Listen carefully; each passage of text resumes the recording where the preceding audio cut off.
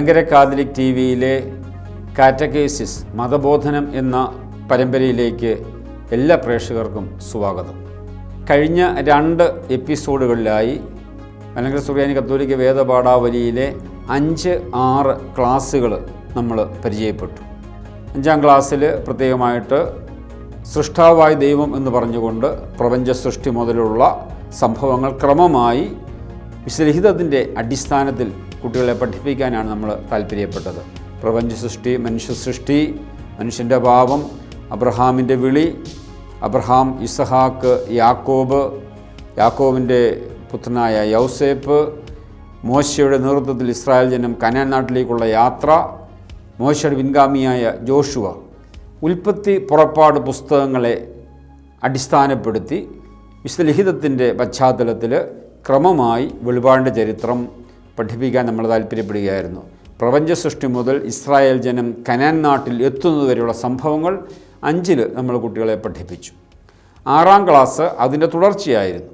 Canaan നാട്ടിൽ എത്തിയതിനു ശേഷം ജോഷുവയുടെ നേതൃത്വത്തിൽ കനാൻ നാട്ടിലേക്ക് പ്രവേശിക്കുന്നതും കനാൻ നാട്ടിൽ എത്തിയതിനു ശേഷം ന്യായാധിപന്മാരിലൂടെ, രാജാക്കന്മാരിലൂടെ, പ്രവാചകന്മാരിലൂടെ ഇസ്രായേലിനെ ദൈവം അത്ഭുതകരമായി നടത്തുന്ന സംഭവങ്ങൾ വിശുദ്ധലിഖിതത്തിൻ്റെ പശ്ചാത്തലത്തിൽ നമ്മൾ കുട്ടികളെ പഠിപ്പിക്കാനാണ് താല്പര്യപ്പെട്ടത്. ജോഷുവ, ന്യായാധിപന്മാർ, തുടർന്ന് രാജാക്കന്മാർ, പ്രവാചകന്മാരുടെ പുസ്തകം, അങ്ങനെ പഴയ നിയമം മുഴുവൻ, യേശുക്രിസ്തു വരെയുള്ള പഴയ നിയമ സംഭവങ്ങൾ നമ്മൾ 6-ാം ക്ലാസ്സിൽ കുട്ടികളെ പഠിപ്പിക്കുകയുണ്ടായി. ചുരുക്കത്തിൽ 5-6 ക്ലാസ്സുകളിലൂടെ പ്രപഞ്ച സൃഷ്ടി മുതൽ യേശുക്രിസ്തു വരെയുള്ള പഴയ നിയമ സംഭവങ്ങൾ വിശുദ്ധലിഖിതത്തിൻ്റെ പശ്ചാത്തലത്തിൽ ക്രമമായി കുട്ടികളെ പഠിപ്പിക്കാനാണ് നമ്മൾ താല്പര്യപ്പെട്ടത്. ആരാണ് ദൈവം എന്ന ചോദ്യത്തിന് പഴയ നിയമത്തിൽ അദൃശ്യനായി വെളിപ്പെടുത്തപ്പെട്ട ദൈവത്തെ വിശുദ്ധലിഖിതത്തിൻ്റെ അടിസ്ഥാനത്തിൽ കുട്ടികളെ ബോധ്യപ്പെടുത്താനാണ് നമ്മൾ 5-ലും 6-ലും പരിശ്രമിച്ചത്. ഇന്ന് പ്രത്യേകമായിട്ട് നമ്മൾ 7-ാം ക്ലാസ് ചർച്ച ചെയ്യുകയാണ്. 7-ാം പുസ്തകത്തിൻ്റെ ടൈറ്റില് രക്ഷിക്കുന്ന ദൈവം. 5-ാം ക്ലാസ് സൃഷ്ടാവായ ദൈവം, 6-ാമത്തെ ക്ലാസ് പരിപാലിക്കുന്ന ദൈവം, 7-ാമത്തെ ക്ലാസ് രക്ഷിക്കുന്ന ദൈവം. ആരാണ് ദൈവം എന്ന ചോദ്യത്തിന് വെളിപാടിൻ്റെ ചരിത്രത്തിൽ നിന്ന് കുട്ടിയെ പഠിപ്പിക്കുകയാണ്. ആ ദൈവം സൃഷ്ടാവാണ്, പരിപാലിക്കുന്ന ദൈവമാണ്, രക്ഷിക്കുന്ന ദൈവമാണ്. ഈ രക്ഷിക്കുന്ന ദൈവം എന്ന തലക്കെട്ടിൽ 7-ാം പുസ്തകം കൊടുത്തിരിക്കുമ്പോൾ പഴയ നിയമത്തിന് തുടർച്ചയായി വരുന്ന പുതിയ നിയമമാണ് ഇന്നത്തെ ചർച്ചാ വിഷയം.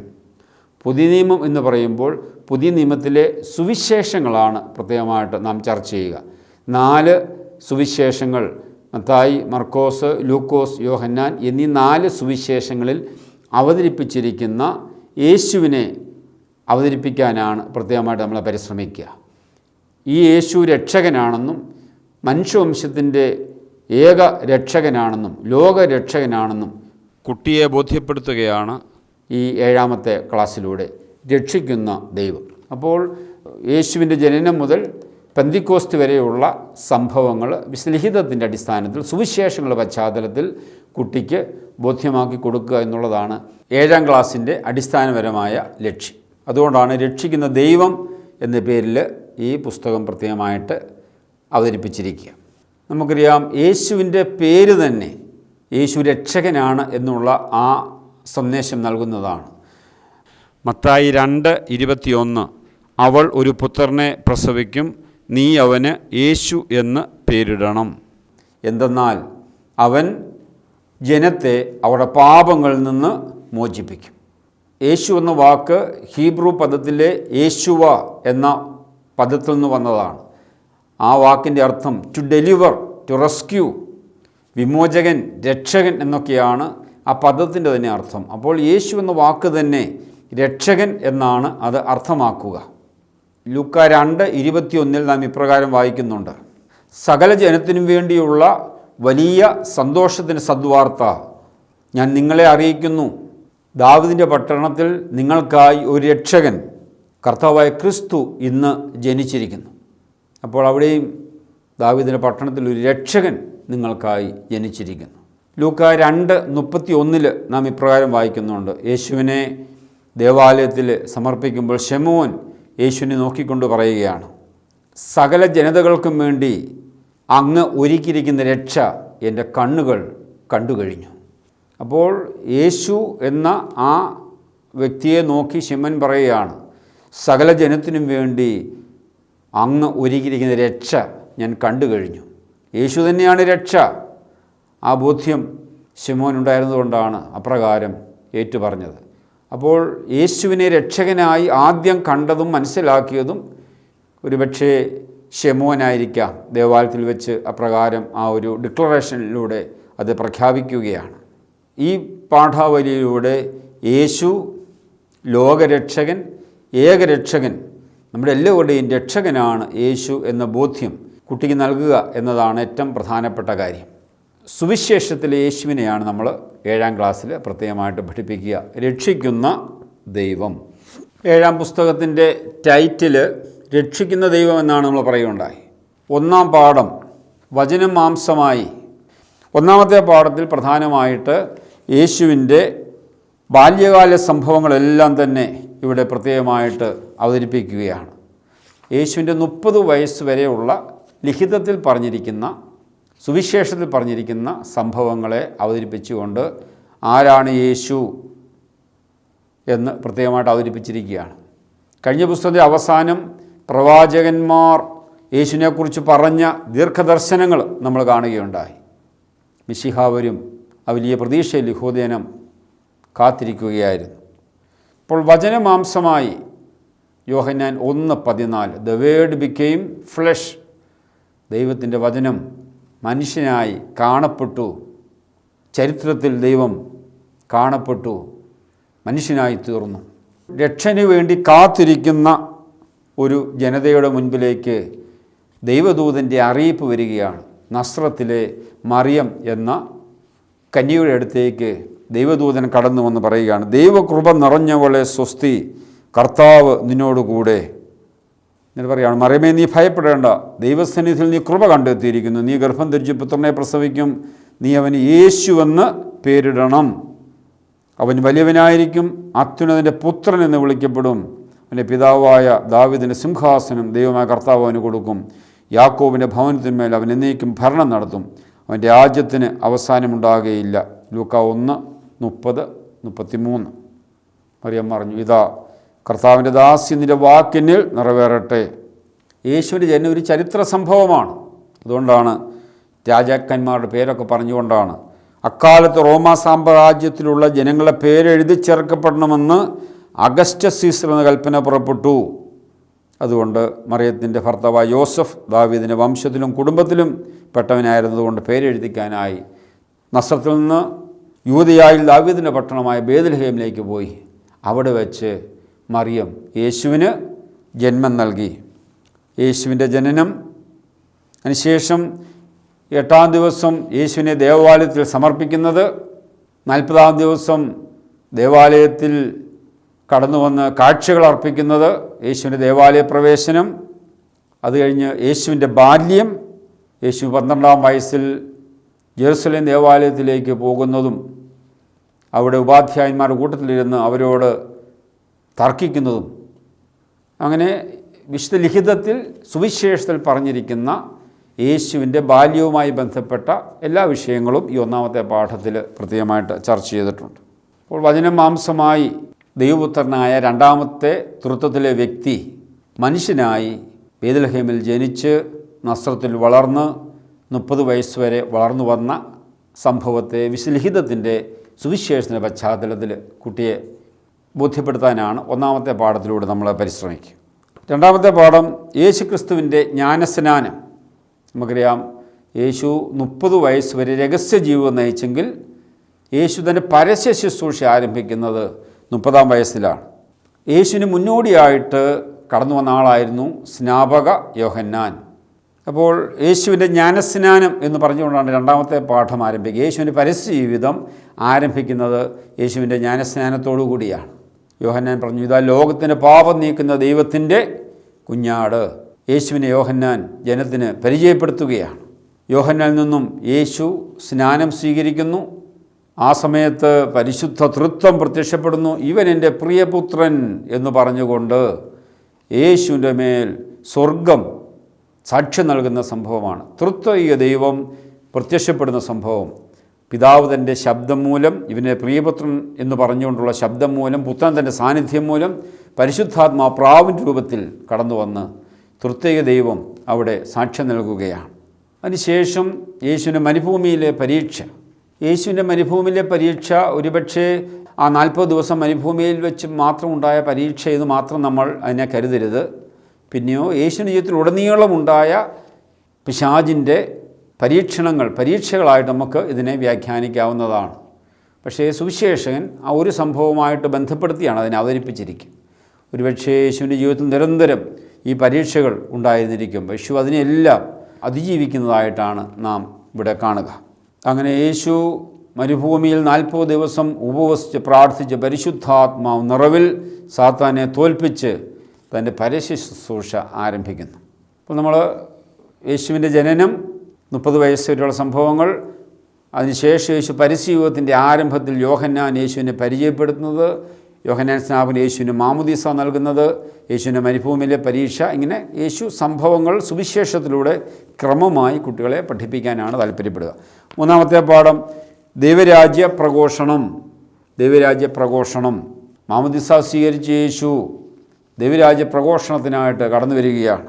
മർക്കോസ് 1:14-15. മർക്കോസിൻ്റെ സുവിശേഷം അനുസരിച്ച് യേശുവിൻ്റെ നാവിൽ നിന്ന് വരുന്ന ആദ്യത്തെ വാക്കാണ് സമയം പൂർത്തിയായി, ദൈവരാജ്യം സമീപിച്ചിരിക്കുന്നു, അനുതപിച്ച് സുവിശേഷത്തിൽ വിശ്വസിക്കണം.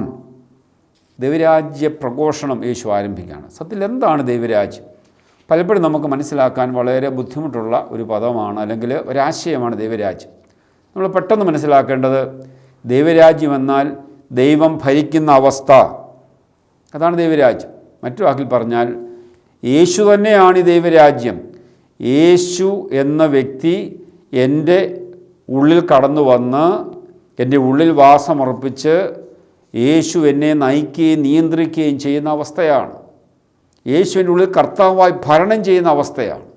ഞാൻ എന്ത് കാണണം, എന്ത് കേൾക്കണം, എന്തു പറയണമെന്നെല്ലാം എൻ്റെ ഉള്ളിലിരുന്ന് എന്നെ ഭരിക്കുന്ന അവസ്ഥയാണ്. അപ്പോൾ എല്ലാ വ്യക്തികളുടെ ഉള്ളിൽ യേശു വന്ന് വാസമുറപ്പിച്ച് എല്ലാ വ്യക്തികളും യേശുവിനാൽ നയിക്കപ്പെടുമ്പോൾ അവരെല്ലാം ദൈവത്തിൻ്റെ പ്രജകളാകും. അവിടെ ദൈവിക നീതിയാണ് പിന്നെ എല്ലായിടത്തും നടക്കുക. ദൈവത്തിൻ്റെ അധികാരം എല്ലാ ഹൃദയങ്ങളെയും മനസ്സുകളെയും വ്യക്തികളെയും അവിടെ നിയന്ത്രിക്കും. ഇവിടെ നീതി, സത്യം, സ്നേഹം മുതലായ പുണ്യങ്ങളിൽ എല്ലാവരും വളരും. അപ്പോൾ ദൈവരാജ്യം എന്ന് പറയുമ്പോൾ യേശു എന്ന വ്യക്തി ഒരു മനുഷ്യവ്യക്തിയുടെ ഉള്ളിൽ വന്ന് അവനുമായി ബന്ധപ്പെട്ട് അവൻ്റെ ഉള്ളിൽ വന്ന് വസിച്ച് അവൻ്റെ കർത്തൃത്വം നിർവഹിക്കുന്ന, ഭരണം നിർവഹിക്കുന്ന അവസ്ഥയാണ്. യേശുവും ദൈവരാജ്യത്തെ യേശുവിനെ വേർതിരിച്ച് കാണാൻ നമുക്ക് സാധിക്കുകയില്ല. യേശുവിൻ്റെ മനുഷ്യാവതാരത്തോടെയാണ് ദൈവരാജ്യം സമാഗതമായത്. യേശുവിൻ്റെ വ്യക്തിത്വവും പ്രവർത്തനവുമായി ദൈവരാജ്യം അഭേദ്യം ബന്ധപ്പെട്ടിരിക്കുന്നു. യേശുവിൻ്റെ സാന്നിധ്യം തന്നെ ദൈവം ഭരിക്കുന്നു എന്നതിൻ്റെ തെളിവാണ്. ഒരുവൻ ദൈവരാജ്യത്തിൽ പ്രവേശിക്കുക യേശുവുമായി ബന്ധം സ്ഥാപിക്കുന്നതിലൂടെയാണ്. മാമോദീസായിലൂടെ ഒരുവൻ യേശുവിൽ വിശ്വസിച്ച് യേശുവിനെ സ്വീകരിച്ച് പരിശുദ്ധാത്മാവിനെ സ്വീകരിക്കുന്നതോടെ ഒരുവൻ ദൈവരാജ്യത്തിലെ അംഗമാകുന്നു. അങ്ങനെ അവൻ സഭയിലെ അംഗമാകുന്നു. അങ്ങനെ യേശുവിൻ്റെ ശിഷ്യനായിത്തീരുന്നു. ദൈവരാജ്യം ഇതാ വന്നു കഴിഞ്ഞു. എന്നാൽ ദൈവരാജ്യത്തിൻ്റെ പൂർണ്ണത ഇനിയും വരാനുള്ള യാഥാർത്ഥ്യമാണ്. Kingdom of God is already and not yet എന്നൊരു ചിന്താധാരയുണ്ട്. അപ്പോൾ യേശുവിൻ്റെ വരവോടുകൂടി ദൈവരാജ്യം സമാഗതമായി. ഓരോ വ്യക്തിയും മാമോദീസായിലൂടെ യേശുവിനെ സ്വീകരിച്ച് പരിശുദ്ധാത്മ കൃപയിൽ വളരുമ്പോൾ ആ ദൈവത്തിൻ്റെ കൃപ അവനിലൂടെ ദൈവം അവൻ്റെ ഉള്ളിൽ അവനെ ഭരിക്കുന്ന അവസ്ഥയിൽ ദൈവരാജ്യം ഒരു വ്യക്തിയിൽ സമാഗതമായി. എന്നാൽ ഈ ദൈവരാജ്യത്തിൻ്റെ അനുഭവം ഒരു വ്യക്തിക്ക് ഈ ലോകത്തിൽ വെച്ചുണ്ടെങ്കിലും അതിൻ്റെ പൂർണ്ണത മരണശേഷം നിത്യതയിൽ യേശുവിനോടൊപ്പം മുഖാഭിമുഖം അനുഭവിക്കുന്ന ആ രക്ഷയുടെ അനുഭവമാണ്. അതാണ് ദൈവരാജ്യം സ്ഥാപിതമായി എന്ന് പറയുമ്പോഴും അതിൻ്റെ പൂർണ്ണത അതിനീം വരാനിരിക്കുന്ന യാഥാർത്ഥ്യമാണ് എന്ന് സഭ പ്രത്യേകമായിട്ട് പഠിപ്പിക്കുക. ഉപമകളും ദൈവരാജ്യത്തെക്കുറിച്ച് യേശു നിരവധി ഉപമകളിലൂടെ ദൈവരാജ്യത്തിൻ്റെ വിവിധ മാനങ്ങളെ സൂചിപ്പിച്ചുകൊണ്ട് നിരവധി ഉപമകൾ ദൈവരാജ്യത്തെക്കുറിച്ച് യേശു വിശുദ്ധലിഖിതത്തിൽ പറഞ്ഞിട്ടുണ്ട്. അതെല്ലാം ഈ പാഠത്തിൽ പ്രത്യേകമായിട്ട് കൊടുത്തിട്ടുണ്ട്. അപ്പോൾ യേശുവിൻ്റെ പ്രഘോഷണത്തിൽ ഏറ്റവും പ്രധാനപ്പെട്ട കാതലായ ഒരു കാര്യമായിരുന്നു ദൈവരാജ്യം. ആ ദൈവരാജ്യത്തെക്കുറിച്ച് ഈ പാഠത്തിൽ പ്രത്യേകമായിട്ട് പറയുന്നു. മത്തായിയുടെ സുവിശേഷത്തിൽ സ്വർഗരാജ്യമെന്നും കിങ്ഡം ഓഫ് ഹെവൻ എന്നും മറ്റ് സുവിശേഷങ്ങൾ കിങ്ഡം ഓഫ് ഗോഡ് ദൈവരാജ്യം എന്ന പദവുമാണ് പ്രത്യേകമായിട്ട് ഉപയോഗിച്ചിരിക്കുന്നത്. 4-ാമത്തെ പാഠം യേശുവിൻ്റെ ഗിരിപ്രഭാഷണം. മത്തായിയുടെ സുവിശേഷം 5-ാം അധ്യായം യേശുവിൻ്റെ ഗിരിപ്രഭാഷണമാണ്. അപ്പോൾ യേശുവിൻ്റെ ജനനം, യേശുവിൻ്റെ ദേവാലയ പ്രവേശനം, യേശുവിൻ്റെ മാമോദീസ, യേശുവിൻ്റെ മരുഭൂമിയിലെ പരീക്ഷ, യേശുവിൻ്റെ ദൈവരാജ്യ പ്രഘോഷണം, ഇനി യേശുവിൻ്റെ ഗിരിപ്രഭാഷണം. യേശുവിൻ്റെ പ്രഭാഷണത്തിൽ ഏറ്റവും മനോഹരമായ കാതലായ പഠിപ്പിക്കലുകളെല്ലാം ഈ ഗിരിപ്രഭാഷണത്തിലാണ് നമ്മൾ കാണുക. മത്തായിയുടെ സുവിശേഷം 5, 6, 7 അധ്യായങ്ങളിൽ യേശുവിൻ്റെ അടിസ്ഥാനപരമായ പഠിപ്പിക്കലുകളെല്ലാം നമുക്ക് കാണാനായിട്ട് സാധിക്കും. അതിനാണ് ഗിരിപ്രഭാഷണം, മലയിലെ പ്രസംഗം. ദൈവരാജ്യ രഹസ്യങ്ങളെ യേശു സുദീർഘമായിട്ട് ശിഷ്യന്മാരെ പഠിപ്പിക്കുന്ന അധ്യായങ്ങളാണ് മത്തായിയുടെ സുവിശേഷം 5, 6, 7 അധ്യായങ്ങൾ. അധ്യാപകർ ഈ പാഠങ്ങൾ പഠിപ്പിക്കുമ്പോൾ നിങ്ങൾ ബൈബിൾ എടുത്ത് കുട്ടികളെ കൊണ്ട് തന്നെ ഈ സുവിശേഷ ഭാഗങ്ങൾ എടുപ്പിച്ച് അവരെ കൊണ്ട് വായിപ്പിക്കുകയും അങ്ങനെ മത്തായി, മർക്കോസ്, ലൂക്കോസ്, യോഹന്നാൻ ഈ സുവിശേഷങ്ങളെ എടുക്കാൻ അവരെ പഠിപ്പിക്കുകയും അത് വായിക്കുകയും അതിലൂടെ അവരെ ബൈബിൾ പരിചയപ്പെടുത്താനും പ്രത്യേകമായിട്ട് പരിശ്രമിക്കേണ്ടതാണ്. യേശുവിൻ്റെ ഗിരിപ്രഭാഷണത്തിലെ 8 ഭാഗ്യങ്ങൾ അല്ലെങ്കിൽ അഷ്ടസൗഭാഗ്യങ്ങൾ എന്ന് പറയുന്ന പഠിപ്പിക്കലുകൾ എന്താണിത് അടിസ്ഥാനമായിട്ട് അർത്ഥമാക്കുക? ഒരുപക്ഷെ നമുക്ക് വ്യാഖ്യാനിക്കാൻ അത്ര എളുപ്പമുള്ള കാര്യമല്ലത്. എങ്കിലും നമുക്ക് എങ്ങനെയാണത് മനസ്സിലാക്കാൻ ശ്രമിക്കുക. ഗിരിപ്രഭാഷണത്തിൻ്റെ ആരംഭത്തിൽ കാണുന്ന 8 വാക്യങ്ങളുടെ സമാഹാരമാണ് അഷ്ടസൗഭാഗ്യങ്ങൾ. ക്രിസ്തു ശിഷ്യരുടെ ജീവിതത്തിൽ ലഭ്യമാകുന്ന ഭാഗ്യങ്ങളാണ് ഈ അഷ്ടസൗഭാഗ്യങ്ങളിലൂടെ യേശു വ്യക്തമാക്കുന്നത്. വിശ്വാസം, പ്രത്യാശ, സ്നേഹം, കരുണ, നീതി, വിശുദ്ധി തുടങ്ങിയ പുണ്യങ്ങളാണ് പ്രധാനമായും ഈ സൗഭാഗ്യങ്ങളുടെ യേശു നമ്മെ പഠിപ്പിക്കുന്നത്. ജീവിതക്ലേശങ്ങളിൽ അലഞ്ഞിരുന്ന മനുഷ്യർക്ക് ആശ്വാസം പകരുന്നതായിരുന്നു യേശുവിൻ്റെ പ്രബോധനങ്ങൾ. മനുഷ്യർ നിർഭാഗ്യമെന്ന് കരുതുന്ന കാര്യങ്ങൾ പോലും ഭാഗ്യമെന്ന് യേശു പ്രഖ്യാപിക്കുന്നു. അഷ്ടസൗഭാഗ്യങ്ങൾ വരാനിരിക്കുന്ന ദൈവരാജ്യത്തിൻ്റെ സ്വഭാവത്തെയാണ് വെളിപ്പെടുത്തുന്നത്. വിശുദ്ധന്മാരും മഹാന്മാരും ഗിരിപ്രഭാഷണം ജീവിത നിയമമായി പാലിച്ചിട്ടുണ്ട്. മത്തായിയുടെ സുവിശേഷം 5-ാം അധ്യായം 1-ാം വാക്യം മുതൽ നമുക്കിത് കാണാൻ സാധിക്കും. ജനക്കൂട്ടത്തെ കണ്ടപ്പോൾ യേശു മലയിലേക്ക് കയറി. അവൻ ഇരുന്നപ്പോൾ ശിഷ്യന്മാർ അടുത്തെത്തി. അവൻ അവരെ പഠിപ്പിക്കാൻ തുടങ്ങി.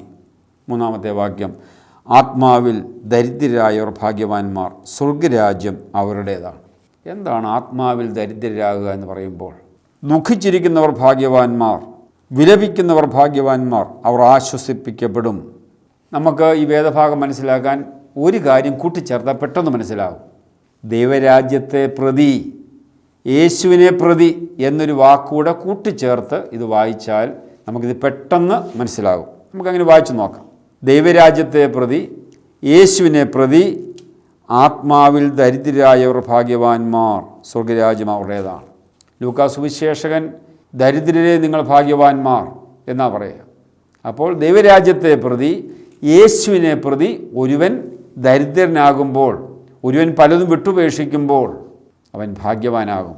ഇനിയും ദൈവരാജ്യത്തെ പ്രതി, യേശുവിനെ പ്രതി ഒരുവൻ വിലപിക്കുമ്പോൾ, ഒരുവൻ ദുഃഖിക്കുമ്പോൾ, അപ്പോൾ ദൈവരാജ്യത്തെ പ്രതി, യേശുവിനെ പ്രതി ഒരുവൻ വിലപിക്കുമ്പോൾ, ദുഃഖിക്കുമ്പോൾ അവൻ ഭാഗ്യവാനാണ്, അവൻ ആശ്വസിപ്പിക്കപ്പെടും. ദൈവരാജ്യത്തെ പ്രതി, യേശുവിനെ പ്രതി ശാന്തശീലനായിരിക്കുന്നവൻ ഭാഗ്യവാനാണ്, അവന് ഭൂമി അവകാശമായി ലഭിക്കും. ദൈവരാജ്യത്തെ പ്രതി, യേശുവിനെ പ്രതി നീതിക്ക് വേണ്ടി വിശക്കുകയും ദാഹിക്കുകയും ചെയ്യുന്നവൻ ഭാഗ്യവാൻ, അവൻ സംതൃപ്തി ലഭിക്കും. ദൈവരാജ്യത്തെ പ്രതി, യേശുവിനെ പ്രതി കരുണയുള്ളവർ ഭാഗ്യവാന്മാരാണ്, അവർക്ക് കരുണ ലഭിക്കും. അപ്പം എല്ലാ ആ അഷ്ടഭാഗ്യങ്ങൾ നമ്മൾ ദൈവരാജ്യത്തെ പ്രതി, യേശുവിനെ പ്രതി എന്ന് കൂട്ടി വായിക്കുമ്പോൾ നമുക്ക് പെട്ടെന്ന് അതിൻ്റെ അർത്ഥം പെട്ടെന്ന് നമുക്ക് മനസ്സിലാകുന്നതിന് സാധിക്കും. 5, 6, 7 അധ്യായങ്ങളിൽ ഈ ഗിരിപ്രഭാഷണത്തിൻ്റെ പ്രധാന ചിന്തകൾ നമുക്ക് കാണാനായിട്ട് സാധിക്കും. മത്തായിയുടെ സുവിശേഷം 5, 13, 16 നിങ്ങൾ ഭൂമിയുടെ ഉപ്പാണ്, ലോകത്തിൻ്റെ പ്രകാശമാണ്. മത്തായി 5, 23, 24 സഹോദര സ്നേഹത്തെക്കുറിച്ച് പ്രത്യേകം പഠിപ്പിക്കുകയാണ്. നീ ബലിപീഠത്തിൽ കാഴ്ച അർപ്പിക്കുമ്പോൾ നിൻ്റെ സഹോദരന് നിന്നോട് എന്തെങ്കിലും വിരോധമുണ്ടെന്ന് അവിടെ വെച്ച് ഓർത്താൽ കാഴ്ച വസ്തു അവിടെ ബലിപീഠത്തിന് മുൻപിൽ വെച്ചിട്ട് പോയി സഹോദരൻ രമ്യപ്പെടുക, പിന്നെ വന്ന് കാഴ്ച അർപ്പിക്കുക. നമ്മുടെ സ്വർഗസ്ഥനായ പിതാവ് പരിപൂർണനായിരിക്കുന്നത് പോലെ നാമും പൂർണ്ണരായിരിക്കണം. മത്തായി 5:48. ദൈവപരിപാലനയിൽ ആശ്രയിക്കുക. മത്തായി 6:25-34. ആരാണ് യഥാർത്ഥ ശിഷ്യൻ? കർത്താവേ കർത്താവേ എന്ന് എന്നോട് വിളിച്ചപേക്ഷിക്കുന്നവനല്ല, എൻ്റെ സ്വർഗസ്ഥനായ പിതാവിൻ്റെ ഇഷ്ടം നിറവേറ്റുന്നവനാണ് സ്വർഗത്തിൽ പ്രവേശിക്കുക. മത്തായി 7:21. അപ്പോൾ 5, 6, 7 അധ്യായങ്ങളിലൂടെ യേശുവിൻ്റെ പ്രബോധനത്തിൻ്റെ കാതൽ നമുക്കവിടെ കാണാൻ സാധിക്കും. അവിടെ പല കാര്യങ്ങളും കർത്താവ് അങ്ങനെയല്ല, അരുത് എന്ന് പറഞ്ഞിട്ട് കർത്താവ് എങ്ങനെയാണെന്ന് പറയുകയാണ്. നിങ്ങൾ പ്രാർത്ഥിക്കുമ്പോൾ ഇങ്ങനെ പ്രാർത്ഥിക്കരുത്, എന്നിട്ട് ഇങ്ങനെ പ്രാർത്ഥിക്കണം. ഉപവസിക്കുമ്പോൾ ഇങ്ങനെ ഉപവസിക്കരുത്, എന്നിട്ട് നിങ്ങൾ ഇപ്രകാരം ഉപവസിക്കണം. നിങ്ങൾ ദാനധർമ്മം ചെയ്യുമ്പോൾ ഇങ്ങനെ ദാനധർമ്മം ചെയ്യരുത് എന്ന് പറഞ്ഞിട്ട് ഇപ്രകാരം ദാനധർമ്മം ചെയ്യണം എന്നെല്ലാം യേശു വ്യക്തമായിട്ട് ഈ ഗിരിപ്രഭാഷണത്തിൽ പഠിപ്പിക്കുന്നുണ്ട്. 5-ാമത്തെ പാഠം യേശുവിൻ്റെ അത്ഭുതങ്ങൾ. യേശു തൻ്റെ പരിചയവിധം ആരംഭിക്കുന്നു ദൈവരാജ്യ പ്രഘോഷണത്തിലൂടെ. പ്രഘോഷണത്തിൻ്റെ പ്രധാനപ്പെട്ട ഭാഗമായിരുന്നു 5, 6, 7 അധ്യായങ്ങൾ മത്തായിയുടെ സുവിശേഷത്തിൽ. അതിനുശേഷം യേശുവിൻ്റെ അത്ഭുതങ്ങൾ നമ്മൾ കാണുകയാണ്. യേശു 4 സുവിശേഷങ്ങളിലും പ്രത്യേകമായി നടത്തിയ അത്ഭുതങ്ങളെല്ലാം ഇവിടെ ഒറ്റ പാഠത്തിൽ പ്രത്യേകമായിട്ട് സംഗ്രഹിച്ചിരിക്കുകയാണ്. യേശുവിന് വിവിധ അത്ഭുതങ്ങൾ. നമുക്കറിയാം, യേശു അത്ഭുതം പ്രവർത്തിച്ചത് നാട്ടുകാരെ ഞെട്ടിക്കാനല്ല, അവരുടെ മുമ്പിൽ വലിയവനാകാനല്ല. അവൻ കരുണ തോന്നി കൈ നീട്ടി അവനെ സ്പർശിച്ചുകൊണ്ട്, കുഷ്ഠരോഗിയെ സ്പർശിച്ചുകൊണ്ട് അവനോട് കാരണം കാണിക്കുകയാണ്. യേശുവിൻ്റെ അത്ഭുത പ്രവർത്തികളെല്ലാം തന്നെ മനുഷ്യനോടുള്ള സ്നേഹം കാണിക്കുന്നതിനും മനുഷ്യനോടുള്ള കരുണ കാണിക്കുന്നതിനും അവൻ്റെ ആവശ്യങ്ങളിൽ അവനോട് പക്ഷം ചേരുന്നതിനും വേണ്ടിയായിരുന്നു. ചില അത്ഭുതങ്ങൾ അവൻ ദൈവമാണെന്ന് കാണിക്കുന്നതിനും അവൻ്റെ ദൈവിക ഇടപെടൽ മനുഷ്യർക്ക് ബോധ്യമാകുന്നതിനും വേണ്ടിയായിരുന്നു. അപ്പോൾ യേശുവിൻ്റെ അത്ഭുതങ്ങളിൽ പ്രധാനപ്പെട്ട നമ്മൾ കാണുന്നത് പ്രകൃതിയിലുള്ള അത്ഭുതങ്ങൾ. പ്രകൃതിയുടെ മേലും യേശുവിന് അധികാരമുണ്ട്. മത്തായി 8:23-37. യേശു കൊടുങ്കാറ്റിനെ ശാന്തമാക്കുന്നു. മറ്റൊരവസരത്തിൽ യേശു കടലിന് മീതെ നടക്കുന്നു. മത്തായി 14:24-33. വെള്ളം വീഞ്ഞാക്കിയതും അപ്പം വർദ്ധിപ്പിച്ചതും യേശു പ്രകൃതിയിൽ ചെയ്ത അത്ഭുതങ്ങളാണ്. സാധാരണ പ്രകൃതിയിൽ നടക്കാത്ത സംഭവങ്ങൾ കർത്താവ് അവിടെ അത്ഭുതത്തിലൂടെ നടത്തുകയാണ്.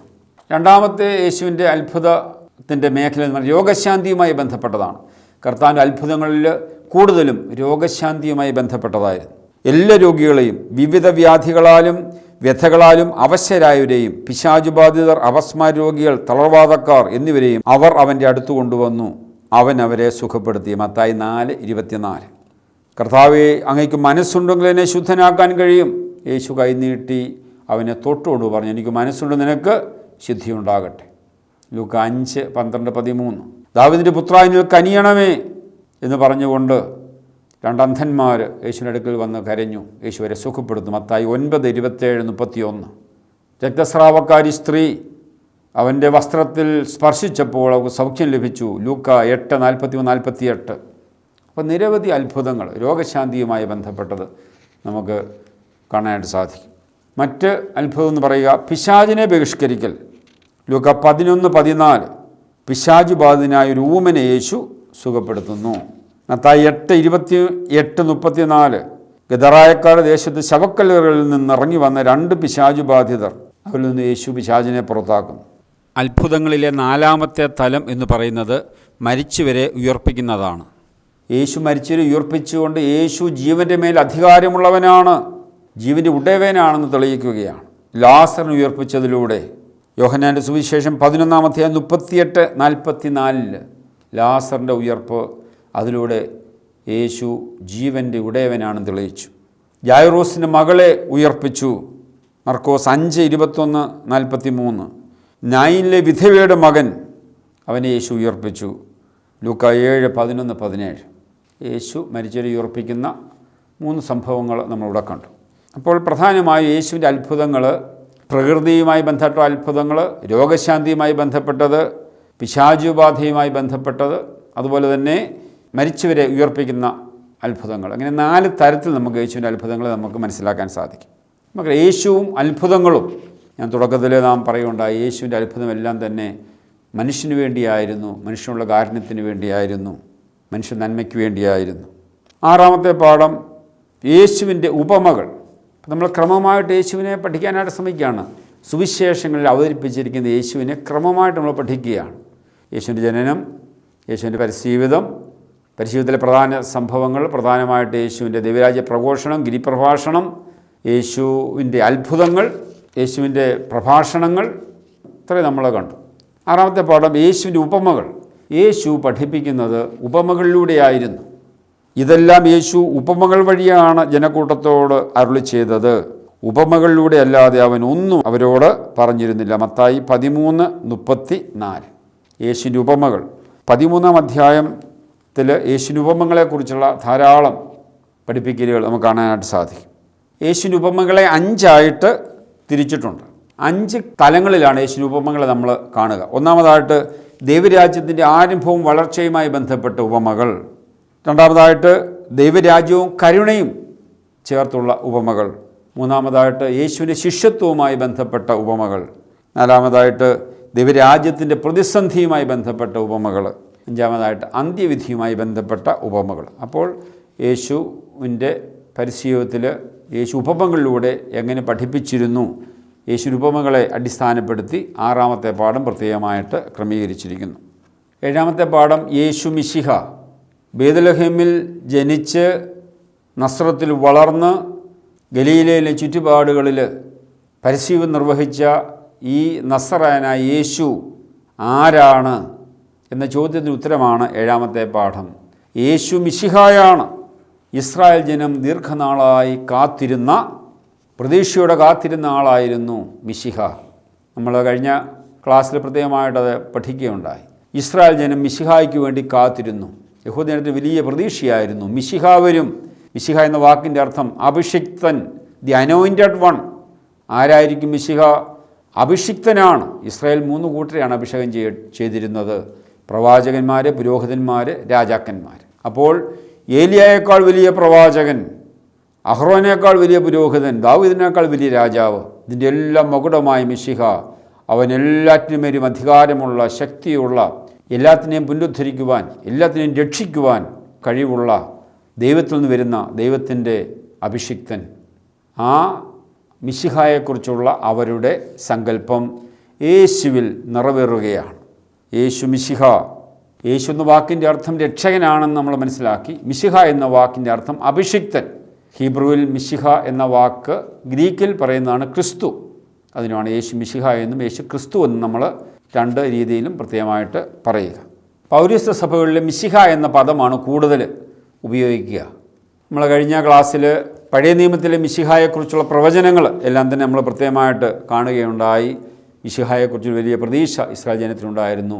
അങ്ങനെ ആ മിശിഹ എന്ന വ്യക്തിത്വം യേശുവിൽ അവർക്ക് അനുഭവമായി. യേശു മിശിഹായായി.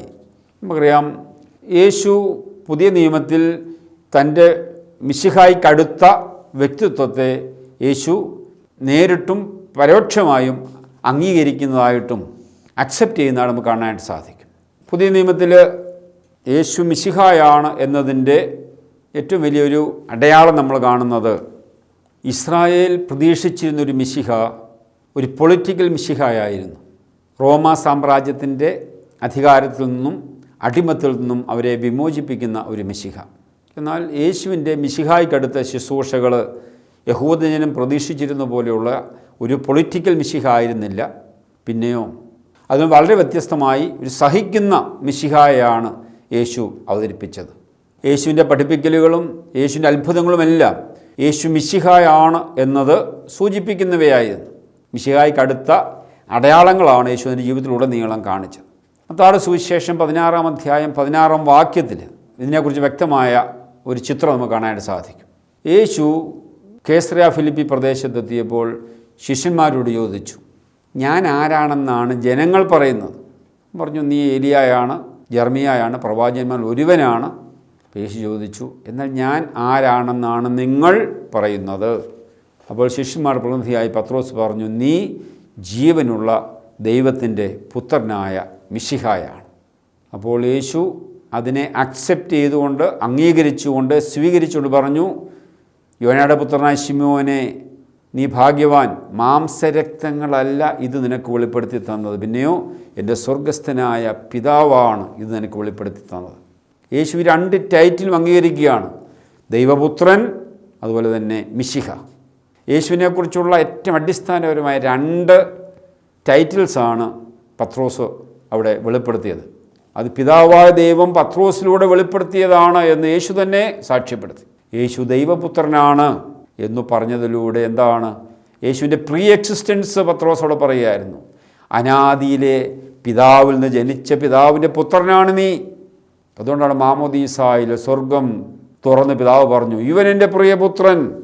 താബോർ മലയിൽ വെച്ച് വീണ്ടും സ്വർഗം സാക്ഷിച്ചു, ഇവൻ എൻ്റെ പ്രിയപുത്രൻ. പത്രോസ് പറയുകയാണ്, നീ ജീവനുള്ള ദൈവത്തിൻ്റെ പുത്രനാണ്, അനാദിയിലെ പിതാവിൽ നിന്ന് ജനിച്ച പിതാവിൻ്റെ പുത്രനാണ് നീ. രണ്ടാമതായി പത്രോസ് പറഞ്ഞു, നീ മിശിഹായാണ്. പഴയ നിയമത്തിൽ ജനം പ്രതീക്ഷിച്ചിരുന്ന മിശിഹായാണ് നീ, അഭിഷിക്തനാണ്. പ്രവാചക പുരോഹിത രാജകീയ ദൗത്യത്തിൻ്റെ മുഴുവൻ പൂർത്തീകരണവും നിന്നിലാണ്.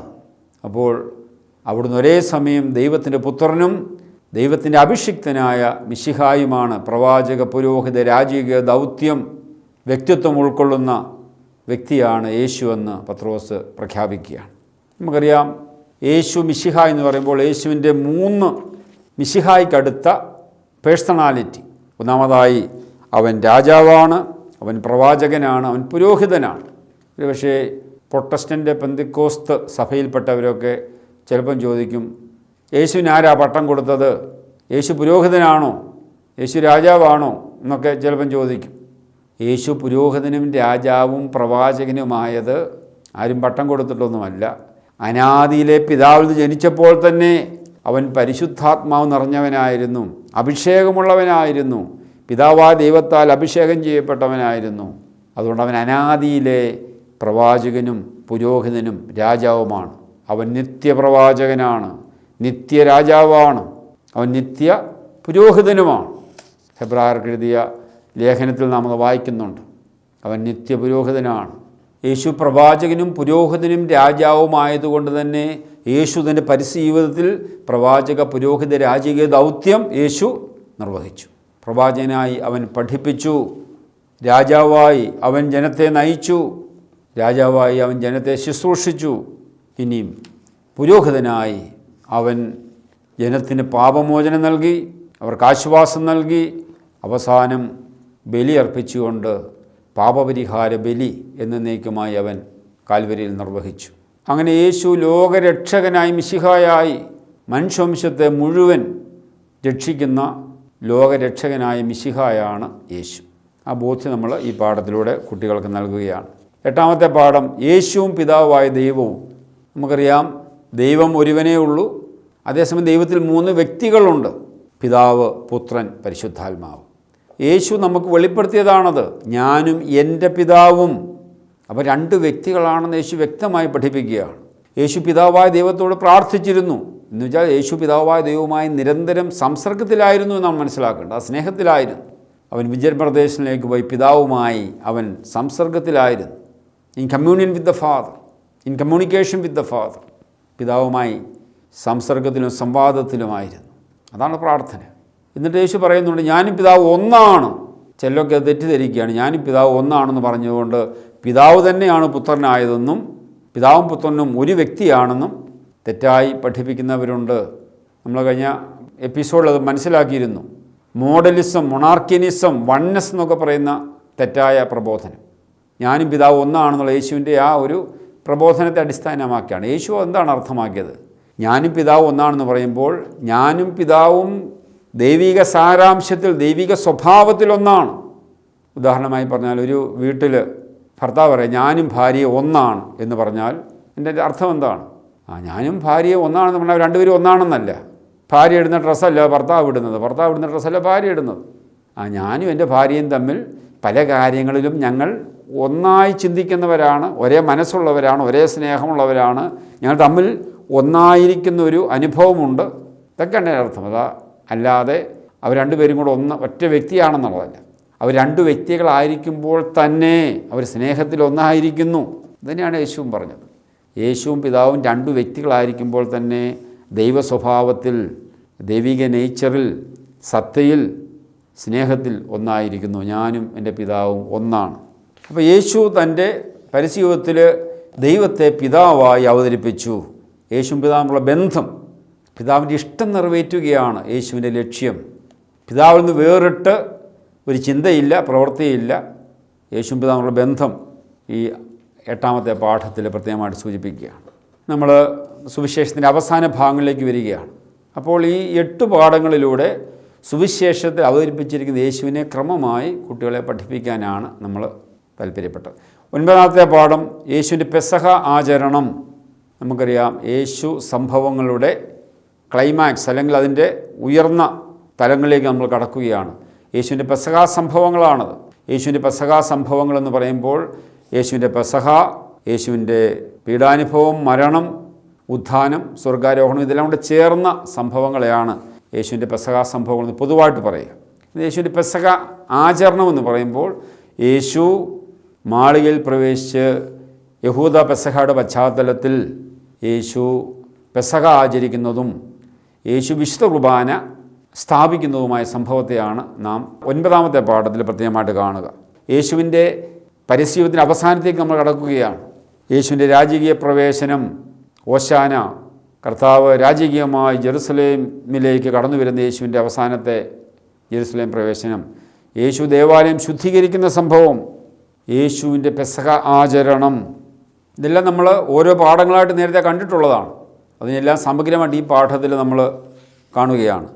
യേശുവിൻ്റെ പെസഹ ആചരണം, യേശു ശിഷ്യന്മാരുടെ പാദങ്ങൾ കഴുകുന്നത്, യേശു ശിഷ്യന്മാരോടൊപ്പം പെസഹ ഭക്ഷിക്കുന്നത്, യേശു പുതിയ കൽപ്പന നൽകുന്നത്, യേശു വിശുദ്ധ കുർബാന സ്ഥാപിക്കുന്നത്, ഇവയെല്ലാം ഈ പാഠത്തിൽ പ്രത്യേകമായിട്ട് അവതരിപ്പിച്ചിരിക്കുന്നു. 10ാമത്തെ പാഠം യേശുവിൻ്റെ പീഡാനുഭവവും മരണവും. പെസഹായ്ക്ക് ശേഷം യേശുവിൻ്റെ പീഡാനുഭവവും മരണവും തുടർ സംഭവങ്ങൾ ക്രമമായിട്ട് അവതരിപ്പിക്കുകയാണ്.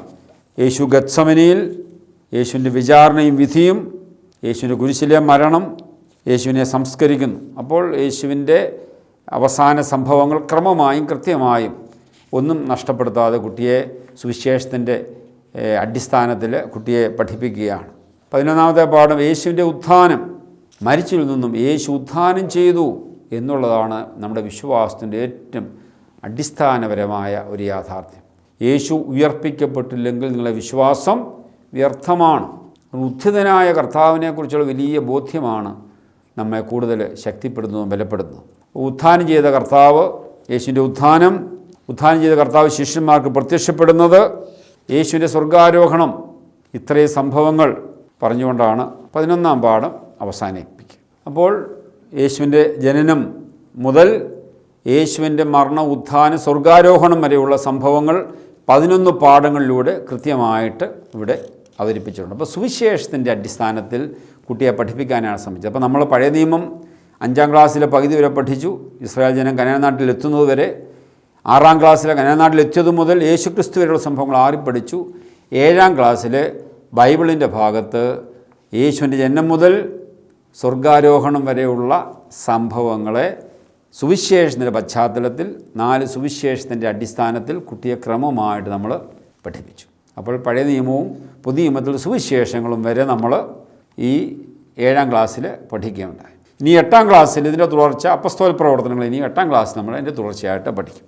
12ാം ക്ലാസ് ഈ 11 പാഠങ്ങളെക്കുറിച്ചുള്ള ഒരു സമഗ്രമായ അവതരണമാണ്. അതായത് 12ാം പാഠം യേശു പൂർണ്ണ ദൈവവും പൂർണ്ണ മനുഷ്യൻ. ചരിത്രത്തിൽ ആരും പൂർണ്ണ ദൈവവും പൂർണ്ണ മനുഷ്യനും എന്ന രീതിയിൽ ഒരു ക്ലെയിം നടത്തിയിട്ടില്ല. എന്നാൽ യേശു പൂർണ്ണ ദൈവമാണ്, അതേസമയം പൂർണ്ണ മനുഷ്യനുമാണ്. അതാണ് യേശുവിൻ്റെ വ്യത്യാസം. നമുക്കറിയാം, യേശുവിനെ സംബന്ധിച്ച എല്ലാ പാഷണ്ഡതകളും തെറ്റായ പഠിപ്പിക്കലുകളും ഈ 2 കാര്യങ്ങളുമായി ബന്ധപ്പെട്ടാണ്. ഒരു വിഭാഗം ആളുകൾ യേശുവിൻ്റെ ദൈവത്വത്തെ നിഷേധിച്ചു, മറ്റൊരു കൂട്ടർ യേശുവിൻ്റെ മനുഷ്യത്വത്തെ നിഷേധിച്ചു. എല്ലാ തെറ്റായ പഠിപ്പിക്കലുകളും പാഷണ്ഡതകളും രൂപപ്പെട്ടത് ഈ 2 കാര്യങ്ങളിലാണ്. അപ്പോൾ യേശു പൂർണ്ണ മനുഷ്യനാണ്. അതിനെതിരെ ചിലർ പഠിപ്പിച്ചു അവൻ മനുഷ്യനായി കാണപ്പെട്ടതേ ഉള്ളൂ. ഡോസറ്റിസം നമ്മൾ കണ്ടതാണത്. അവൻ മനുഷ്യനായി കാണപ്പെട്ടതേ ഉള്ളൂ. യഥാർത്ഥത്തിൽ അവൻ മനുഷ്യനായിരുന്നില്ല, പക്ഷേ മനുഷ്യരുടെ മുമ്പിൽ അവനങ്ങനെ കാണപ്പെട്ടു. അപ്പോൾ യേശുവിൻ്റെ മനുഷ്യത്വത്തെ നിഷേധിക്കുകയായിരുന്നു. യേശുവിൻ്റെ മനുഷ്യത്വവുമായി ബന്ധപ്പെട്ട എല്ലാ സംഭവങ്ങളും ചരിത്രത്തിൻ്റെ ഭാഗമാണ്. ഇസ്രായേലിലെ രാജാക്കന്മാരുടെ പേര് പറഞ്ഞുകൊണ്ടാണ് യേശു ജനിച്ച കാലം, യേശു ജനിച്ച സംഭവം പറയുക. യേശു മരിച്ചത് പന്തിയോസ് പിലാത്തോസിൻ്റെ കാലത്താണ്. അപ്പം ചരിത്രത്തിൻ്റെ ഭാഗമാണ് യേശു. അവൻ ചരിത്ര പുരുഷനാണ്. യേശു പൂർണ്ണ മനുഷ്യനാണെന്ന് ഉള്ളതിന് സുവിശേഷമാണ് ഏറ്റവും വലിയ സാക്ഷി.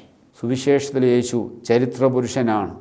2000 വർഷം മുൻപ് ബേത്ലഹേമിൽ മറിയത്തിൽ നിന്ന് ജനിച്ച് വളർന്ന് പരിശീലനം നിർവഹിച്ച് പൊന്തിയോസ് പിലാത്തോസിൻ്റെ കാലത്ത് കുരിശിൽ മരിച്ച് ഉത്ഥാനം ചെയ്ത പൂർണ്ണ മനുഷ്യൻ.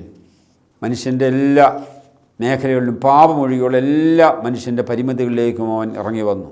യേശുവിന് മനുഷ്യനെപ്പോലെ വിശപ്പ്, വിചാരവികാരങ്ങൾ ഒക്കെ യേശുവിന് മനുഷ്യനെപ്പോലെ എല്ലാ മനുഷ്യരെയും പോലെ യേശുവിനും ഉണ്ടായിരുന്നു. അതെല്ലാം നമുക്ക് വിശുദ്ധ ലിഖിതത്തിൽ കാണാൻ സാധിക്കും. യേശു പൂർണ്ണ ദൈവം. അപ്പോൾ യേശുവിൻ്റെ ദൈവത്വത്തെ നിഷേധിക്കുന്ന നിരവധി കോൺട്രവേഴ്സികൾ നമുക്ക് കാണാനായിട്ട് സാധിക്കും. ആര്യനിസം അതിൻ്റെ ഭാഗമായിരുന്നു. യേശു പൂർണ്ണ മനുഷ്യനാണ്, എന്നാൽ യേശു ദൈവം അല്ല. സൃഷ്ടികൾ വെച്ച് ഏറ്റവും മഹോന്നതമായ സൃഷ്ടി. അതുകൊണ്ടാണ് നിഖ്യാ സൂനോദോസിൽ പഠിപ്പിച്ചത് സത്യദൈവത്തിനുള്ള സത്യദൈവം, ജനിച്ചവനും സൃഷ്ടിയല്ലാത്തവനും, പ്രകാശത്തിനുള്ള പ്രകാശം, പൂർണ്ണ ദൈവം, പരിശുദ്ധാത്മാവിനാൽ കന്യമറിയത്തിൽ നിന്ന് ജനിച്ചവൻ, ദൈവപുത്രൻ. സ്വർഗം നിരവധി പ്രാവശ്യം പറഞ്ഞു ഇവൻ എൻ്റെ പ്രിയപുത്രൻ. അപ്പോൾ ഇവിടെയെല്ലാം യേശുവിൻ പൂർണ്ണ ദൈവവും പൂർണ്ണ മനുഷ്യനുമായിരുന്നു എന്നുള്ള ബോധ്യം കുട്ടികൾക്ക് നൽകാൻ നമ്മൾ പരിശ്രമിക്കേണ്ടതാണ്. 13ാമത്തെ പാഠം, അതോടുകൂടി ബൈബിളിൻ്റെ ഭാഗം അവസാനിക്കുകയാണ്. യേശുവും പരിശുദ്ധാത്മാവും. അപ്പോൾ തൃത്വത്തിലെ 3 വ്യക്തികളെ നമ്മൾ യേശുവിലൂടെ പരിചയപ്പെടുകയാണ്. യേശു എന്ന വ്യക്തി, യേശു അവതരിപ്പിച്ച പിതാവ്, യേശുവും പിതാവെന്നുള്ള ബന്ധം, യേശുവും പരിശുദ്ധാത്മാവും. റൂഹ എന്ന പദമാണ് പരിശുദ്ധാത്മാവിനെ സൂചിപ്പിക്കുവാനായി പഴയ നിയമത്തിൽ ഉപയോഗിച്ചിരിക്കുന്നത്. ശ്വാസം, കാറ്റ്, ആത്മാവ് എന്നൊക്കെയാണ് ഈ പദത്തിൻ്റെ അർത്ഥം. മലയാള ഭാഷയെ പരിശുദ്ധ റൂഹ, പരിശുദ്ധാത്മാവ്, പരിശുദ്ധാരൂപി എന്നീ പദങ്ങൾ ഉപയോഗിക്കാറുണ്ട്. പഴയ നിയമത്തിൽ ദൈവത്തിൻ്റെ ചൈതന്യം, ദൈവത്തിൻ്റെ ആത്മാവ് എന്നൊക്കെ നമ്മൾ കാണുന്നുണ്ട്. എന്നാൽ പുതിയ നിയമത്തിൽ പരിശുദ്ധാത്മാവ് ദൈവത്തിലെ ഒരു വ്യക്തിയായിട്ട് മനസ്സിലാക്കുകയാണ്. പിതാവിനെ പോലെ തന്നെ പുത്രനെ പോലെ തന്നെ പരിശുദ്ധാത്മാവ് ഒരു വ്യക്തിയാണ്. പിതാവിൽ നിന്ന് പുറപ്പെട്ട് പുത്രനാൽ വെളിവാക്കപ്പെടുന്ന, പുത്രനിൽ നിന്ന് സാരാംശം സ്വീകരിക്കുന്ന പരിശുദ്ധാത്മാവ്, പിതാവിനും പുത്രനും വന്ദിക്കപ്പെട്ട് സ്തുതിക്കപ്പെടുന്ന പരിശുദ്ധാത്മാവ്. അപ്പോൾ യേശുവും പരിശുദ്ധാത്മാവ്, യേശുവിൻ്റെ ജനനം മുതൽ ഈ പരിശുദ്ധാത്മാവിൻ്റെ ബന്ധം നമുക്ക് കാണാനായിട്ട് സാധിക്കും. ലൂക്ക 1:35 പരിശുദ്ധാത്മാവ് നിൻ്റെ മേൽ വരും, അത്യുന്നതൻ്റെ ശക്തി നിൻ്റെ മേൽ ആവസിക്കും, ആകയാൽ ജനിക്കാൻ പോകുന്ന ശിശു പരിശുദ്ധൻ ദൈവപുത്രനെന്ന് വിളിക്കപ്പെടും. യേശു പരിശുദ്ധാത്മാവിനെ വാഗ്ദാനം ചെയ്യുന്നു. പരിശുദ്ധാത്മാവിൻ്റെ ആഗമനം, പരിശുദ്ധാത്മാവിൻ്റെ പ്രവർത്തനങ്ങൾ. അപ്പോൾ യേശുവും പരിശുദ്ധാത്മാവും എന്നുള്ള ബന്ധം, പരിശുദ്ധാത്മാവ് ഒരു വ്യക്തിയാണ്, ദൈവത്തിലെ 3 വ്യക്തികൾ ഒരുവനാണ് എന്നുള്ള ബോധ്യമെല്ലാം ഈ പാഠത്തിലൂടെ നമ്മൾ കുട്ടികളെ പഠിപ്പിക്കാനായിട്ട് ശ്രമിക്കുകയാണ്. 13 പാഠങ്ങൾ വിശുദ്ധ ബൈബിളിന് വേണ്ടി മാറ്റിവെച്ചിരിക്കുകയാണ്. ഈ പാഠങ്ങളിലൂടെ പ്രത്യേകമായിട്ട് നമ്മൾ ലക്ഷ്യം വെച്ചത് സുവിശേഷങ്ങളിൽ അവതരിപ്പിച്ചിരിക്കുന്ന യേശു, അത് ചരിത്രപരമായി, ഹിസ്റ്റോറിക്കലായി ആരാണ് യേശു എന്ന ചോദ്യത്തിന് ബൈബിൾ നൽകുന്ന ഉത്തരം, സുവിശേഷം നൽകുന്ന ഉത്തരം, അത് ക്രമമായി 4 സുവിശേഷങ്ങളെ അടിസ്ഥാനപ്പെടുത്തി കുട്ടികളെ പഠിപ്പിക്കാനായിട്ട് നമ്മൾ താല്പര്യപ്പെടുകയായിരുന്നു ആദ്യത്തെ 13 പാഠങ്ങളിലൂടെ. അടുത്തത് ആരാധനക്രമം. ആരാധനക്രമത്തിന് 2 പാഠങ്ങളാണുള്ളത്. പെരുന്നാളുകൾ എന്നൊരു പാഠവും അതുപോലെ തന്നെ ആരാധനക്രമ വത്സരം എന്ന പാഠവും. ഇത് രണ്ടും പരസ്പരം ബന്ധിതമാണ്. നമുക്കറിയാം എല്ലാ മതങ്ങളിലും തിരുനാളുകൾ അല്ലെങ്കിൽ പെരുന്നാളുകളുണ്ട്. തിരുനാളും പെരുന്നാളും, തിരു ചേർക്കുമ്പോൾ വിശുദ്ധം എന്ന് വരും, തിരുസഭ. അപ്പോൾ തിരുനാൾ, നാളുകളിൽ ദിവസങ്ങളിൽ ഏറ്റവും പ്രധാനപ്പെട്ട അല്ലെങ്കിൽ വിശുദ്ധമായ ദിവസം, അതാ തിരുനാൾ. പെരുന്നാളെന്ന് വെച്ചാലും പെരിയ നാൾ അല്ലെങ്കിൽ വലിയ ദിവസം, ഉന്നതമായ ദിവസം എന്ന അർത്ഥത്തിലും 2 വാക്കുകളും ഉപയോഗിക്കാറുണ്ട്, പെരുന്നാളും തിരുനാളും. അപ്പോൾ 14ാമത്തെ പാഠത്തിൽ പ്രധാനമായും യേശുവിൻ്റെ തിരുനാളുകളെയാണ് അല്ലെ പെരുന്നാളുകളെയാണ് ഇവിടെ പഠിക്കുക. അതിനെ പറയുന്ന മാറാനായ പെരുന്നാളുകൾ. മാറാനായ എന്ന വാക്കിൻ്റെ അർത്ഥം മാറാൻ, ഈസ്റ്റ് സിറി അനുസരിച്ച് മാറാൻ എന്നും വെസ്റ്റ് സിറി അനുസരിച്ച് മോറാൻ എന്നുമാണ് പറയുക. അപ്പോൾ മോറാൻ എന്ന് വെച്ചാൽ നമ്മുടെ കർത്താവ്, മോറാൻ യേശു മിശിഹ, ഞങ്ങളുടെ കർത്താവ് യേശു മിശിഹ എന്നാണ്. അപ്പം മോറാനായ, അതിൻ്റെ ഈസ്റ്റ് സിറിയനാണ് മാറാനായ. നമ്മുടെ കർത്താവിൻ്റെ പെരുന്നാളുകൾ എന്നാണ് മാറാനായ പെരുന്നാളുകൾ അല്ലെങ്കിൽ മോറാനായ പെരുന്നാളുകൾ എന്നതുകൊണ്ട് അർത്ഥമാക്കുക. അപ്പോൾ യേശുവിൻ്റെ പെരുന്നാളുകൾ കൂടാതെ ദൈവമാതാവിൻ്റെ പെരുന്നാളുകൾ, അപ്പസ്തോലന്മാരുടെ പെരുന്നാളുകൾ, രക്തസാക്ഷികളുടെയും വിശുദ്ധരുടെയും തിരുനാളുകൾ ഒക്കെ നമ്മൾ സഭയിൽ ആചരിക്കാറുണ്ട്. ഈ പാഠത്തിൽ പ്രധാനമായിട്ടും 7 മാറാനായ പെരുന്നാളുകളെക്കുറിച്ചാണ് ചർച്ച ചെയ്യുക. 7 മാറാനായ പെരുന്നാളുകളും യേശുവിൻ്റെ 7 രക്ഷാകര സംഭവങ്ങളുമായി ബന്ധപ്പെട്ടാണ് നിൽക്കുക. ഒന്നാമത്തേതാണ് ക്രിസ്തുമസ്, യേശുവിൻ്റെ ജനനം. അതിനെക്കുറിച്ച് നമുക്കറിയാം. നമ്മുടെ സഭയിൽ ഓരോ പെരുന്നാളിനും അതിനോട് ചേർന്ന് വലിയ ആഘോഷങ്ങളുണ്ട്. അതുകൊണ്ട് ഈ പെരുന്നാളെല്ലാം നമുക്ക് പരിചയമുള്ളതാണ്. ഈ പെരുന്നാളുകളെല്ലാം തന്നെ നമ്മൾ കഴിഞ്ഞ 6 ക്ലാസ്സിലാണ് നമ്മൾ കുട്ടികളെ പഠിപ്പിച്ചതാണ്. അതുകൊണ്ട് കുട്ടികൾ ഇതുവരെ കേൾക്കാത്ത ഒരു സംഭവമല്ലിത്. അപ്പോൾ ഒന്നാമതായിട്ട് ക്രിസ്തുമസ്, രണ്ടാമതായിട്ട് ദനഹാ പെരുന്നാൾ, കർത്താവിൻ്റെ ദനഹാ പരിശീലനത്തിൻ്റെ ആരംഭം. മൂന്നാമതായിട്ട് ദേവാലയ പ്രവേശനം, മായൽത്തോ, കർത്താവിനെ ദേവാലയത്തിൽ 40-ാം ദിവസം സമർപ്പിക്കുന്ന സംഭവം. സത്യത്തിൽ യേശുവിൻ്റെ ജനനം കഴിഞ്ഞ് ക്രിസ്മസ് കഴിഞ്ഞ് രണ്ടാമത് നടത്തേണ്ട തിരുനാൾ ദേവാലയ പ്രവേശനമായിരുന്നു. പക്ഷേ നമുക്കറിയാം രണ്ടാമത്തെ പെരുന്നാൾ ദനഹ പെരുന്നാളാണ്. അതിനുശേഷമാണ് ദേവാലയ പ്രവേശനം നടത്തുക. അത് തിരുനാളുകൾ സഭ ക്രമീകരിച്ചപ്പോൾ ഉണ്ടായ ഒരു പ്രത്യേക ക്രമീകരണം കൊണ്ടാണ് അങ്ങനെ സംഭവിച്ചത്. കാരണം പൗരസ്ത്യ ദേശത്ത് ജനുവരി 6-ാം തീയതി യേശുവിൻ്റെ മാമോദീസായും യേശുവിൻ്റെ ജനനവും ഒക്കെ ഒന്നുചേർന്നാണ് അവർ ആഘോഷിച്ചത്. എന്നാൽ പാശ്ചാത്യ ലോകത്ത് റോമിൽ പ്രത്യേകിച്ച് യേശുവിൻ്റെ ജനന തിരുനാൾ ഡിസംബർ 25-ന് പ്രത്യേകമായിട്ട് ആഘോഷിക്കുകയുണ്ടായി. അപ്പോൾ പാശ്ചാത്യർ ഡിസംബർ 25-നും പൗരസ്ത്യർ ജനുവരി 6-ാം തീയതി കർത്താവിൻ്റെ ജനന തിരുനാൾ ആഘോഷിച്ച പ്രതിസന്ധി വന്നപ്പോൾ അത് ക്രമീകരിക്കുന്നതിനായിട്ട് എല്ലാവരും ചേർന്ന് തീരുമാനിച്ചു ഡിസംബർ 25-ാം തീയതി കർത്താവിൻ്റെ ജനന പെരുന്നാളാണ്. അതെല്ലാവരും കോമണായിട്ട് അക്സെപ്റ്റ് ചെയ്തു. അതുപോലെ തന്നെ ജനുവരി 6 കർത്താവിൻ്റെ മാമോദീസ ആയിട്ടും അക്സെപ്റ്റ് ചെയ്തു. അങ്ങനെയാണ് ജനുവരി 6-ാം തീയതി കർത്താവ് 25-ാം തീയതി ജനിച്ചെങ്കിൽ ഏതാണ്ട് 10 ദിവസത്തിനകം തന്നെ കർത്താവിൻ്റെ പരിശീലനത്തിൻ്റെ ആരംഭത്തിലുള്ള മാമോദീസയിലേക്ക് നമ്മൾ കടന്നു വരികയാണ്. എന്നാൽ കർത്താവ് ജനിച്ച് 40-ാം ദിവസം, അതാണ് ഫെബ്രുവരി 2, ആ ടൈമിംഗ് കൃത്യമായിട്ട് വെച്ചുകൊണ്ടാണ് 40-ാം ദിവസം മായൽത്തോ തിരുനാൾ നമ്മൾ ആഘോഷിക്കുക. അതുകൊണ്ടാണ് മായൽത്തോ പിന്നീട് ആഘോഷിക്കേണ്ടി വന്നത് എന്നുള്ള ഒരു ചരിത്ര സംഭവം നമ്മൾ മനസ്സിലാക്കണം. അതുകൊണ്ട് ഒന്നാമത്തേത് ക്രിസ്തുമസ്, രണ്ടാമത്തേത് ദനഹ, മൂന്നാമത്തേത് കർത്താവിൻ്റെ ദേവാലയ പ്രവേശനം, നാലാമത്തേത് ഉയർപ്പ് പെരുന്നാൾ, കർത്താവിൻ്റെ മരണം അതിനോട് ചേർന്നുള്ള ഉയർപ്പ് പെരുന്നാൾ, അഞ്ചാമത്തേത് ഉയർപ്പിന് ശേഷം 40-ാം ദിവസം കർത്താവിൻ്റെ സ്വർഗാരോഹണം, കർത്താവ് സ്വർഗത്തിലേക്ക് കയറിയ സംഭവം, ആറാമത്തെ പെരുന്നാൾ കർത്താവ് പരിശുദ്ധാത്മാവിനെ അയക്കുന്ന പെന്തിക്കോസ്തി പെരുന്നാൾ, ഏഴാമത്തേത് തേജസ്കരണം. അപ്പോൾ ഈ 7 തിരുനാളുകളാണ് പ്രത്യേകമായിട്ട് നമ്മൾ സഭയിൽ യേശുവിൻ്റെ തിരുനാളുകളായിട്ട് ആഘോഷിക്കുക. അതിൽ 5 തിരുനാളുകൾ പ്രധാനപ്പെട്ട മാറാനായ പെരുന്നാളുകളായിട്ട് കരുതപ്പെടുന്നു. അതിന് ശുശ്രൂഷകൾ പ്രത്യേകമായിട്ടുണ്ട്. എന്നാൽ 2 തിരുനാളുകൾ അത്രയും പ്രധാനപ്പെട്ടതായിട്ടല്ല നമ്മൾ സഭ കാണുക, അല്ലെങ്കിൽ അത്രയും ആഘോഷകരമായ ശുശ്രൂഷ അതിനില്ല. ആ 2 പെരുന്നാളുകളാണ് മായൽത്തോ, കർത്താവ് ദേവാലയ പ്രവേശനവും തേജസ്കരണവും. ആ 2 പെരുന്നാളുകളും മാറനായ പെരുന്നാളുകളുടെ കൂട്ടത്തിൽപ്പെട്ടവയാണെങ്കിലും ആ മറ്റ് 5 പെരുന്നാളുകളെ പോലെ അത്ര ആഘോഷങ്ങൾ അതിന് ഇല്ല എന്ന് മാത്രമേ ഉള്ളൂ. അങ്ങനെ കർത്താവിൻ്റെ ജീവിതവുമായി ബന്ധപ്പെട്ട 7 പെരുന്നാളുകളാണ് സഭയിൽ ആഘോഷിക്കുക. അതിനെ മാറാനായ പെരുന്നാളുകളെന്ന് സഭ പറയുന്നു. 15-ാം പാഠം ആരാധനക്രമ വത്സരം. ആരാധനക്രമ വത്സരം എന്നതുകൊണ്ട് നമ്മൾ ഉദ്ദേശിക്കുക യേശുവിനോടൊപ്പം നമ്മൾ നടക്കുകയാണ്. ഒരു വർഷക്കാലം യേശുവിനോടൊപ്പം നമ്മൾ നടക്കുകയാണ്. ആരാധനക്രമ വത്സരത്തെ നമുക്ക് 3 രീതിയിൽ കാണാൻ പറ്റും. ദിവസത്തിൻ്റെ ചക്രം, ഒരു ദിവസത്തെ നമ്മൾ 7ആയി തിരിച്ച് യേശുവിൻ്റെ സംഭവങ്ങളുമായി ബന്ധപ്പെടുത്തി നമ്മൾ കാണുന്നുണ്ട്. ദിവസചക്രം. അതുകൊണ്ടാണ് നമ്മൾ സന്ധ്യാപ്രാർത്ഥന, സൂത്താറ, രാത്രി പ്രാർത്ഥന, പ്രഭാതം, 3-ാം മണി, 6-ാം മണി, 9-ാം മണി, നമ്മളിത് ആദ്യ എപ്പിസോഡുകളൊക്കെ കണ്ടതാണ് യാമപ്രാർത്ഥന പറഞ്ഞപ്പോൾ. അപ്പോൾ ദിവസചക്രം യേശു സംഭവങ്ങളുമായി ബന്ധപ്പെട്ട് ദിവസത്തെ ക്രമീകരിച്ചു. ഇനിയും വീക്ക്ലി സൈക്കിൾ, വാരചക്രം, ഒരാഴ്ചത്തെ 7 ദിവസങ്ങളെ യേശു സംഭവങ്ങളുമായി ബന്ധപ്പെട്ട് വാരചക്രം, വീക്ക്ലി സൈക്കിൾ, നമ്മുടെ ശീമോ നമസ്കാര പ്രാർത്ഥന ഒക്കെ ക്രമീകരിച്ചിരിക്കുന്ന ആ രീതിയിലാണ്.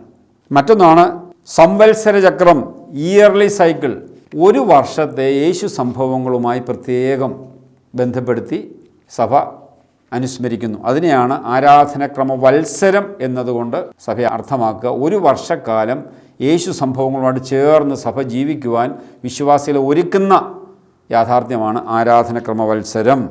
അപ്പോൾ ആരാധനക്രമ വത്സരത്തിൽ 7 കാലങ്ങളാണ് ഉള്ളത്. അത് 7 തിരുനാളുകളുമായി അടിസ്ഥാനപരമായി ബന്ധപ്പെട്ടാണ് ഏകദേശം അത് സെറ്റ് ചെയ്തിരിക്കുക. ഒന്നാമത്തേത് വചനിപ്പ് കാലം, യേശുവിൻ്റെ ജനനവുമായി ബന്ധപ്പെട്ട ഒരുക്കമാണ് വചനിപ്പ് കാലം. അതിനെ സുബോറ കാലമെന്ന് സുറിയാനിയിൽ പറയും. രണ്ടാമത്തേത് എൽദോദനഹ കാലം അല്ലെങ്കിൽ ക്രിസ്തുമസ് കാലം, കർത്താവിൻ്റെ ജനനത്തിന് ശേഷമുള്ള കാലം. മൂന്നാമത്തേത് വലിയ നോമ്പ് കാലം, അതിനുശേഷം ഉയർപ്പ് കാലം. അഞ്ചാമത്തേത് പെന്തിക്കൊസ്തി കാലം. ആറാമത്തേത് തേജസ്കരണകാലം. ഏഴാമത്തേത് സ്ലീബാക്കാലം. ഏകദേശം പെരുന്നാളുകളുമായി ബന്ധപ്പെട്ട് യേശു സംഭവങ്ങളുമായി ബന്ധപ്പെട്ടാണ് ഈ കാലങ്ങളെല്ലാം ക്രമീകരിച്ചിരിക്കുക. 7 എന്നത് പൂർണ്ണതയുടെ നമ്പറാണ് യഹൂദനെ സംബന്ധിച്ചിടത്തോളം. 7ൻ്റെ ഒരു കോമ്പിനേഷൻ നമുക്കിവിടെ എല്ലാം കാണാം.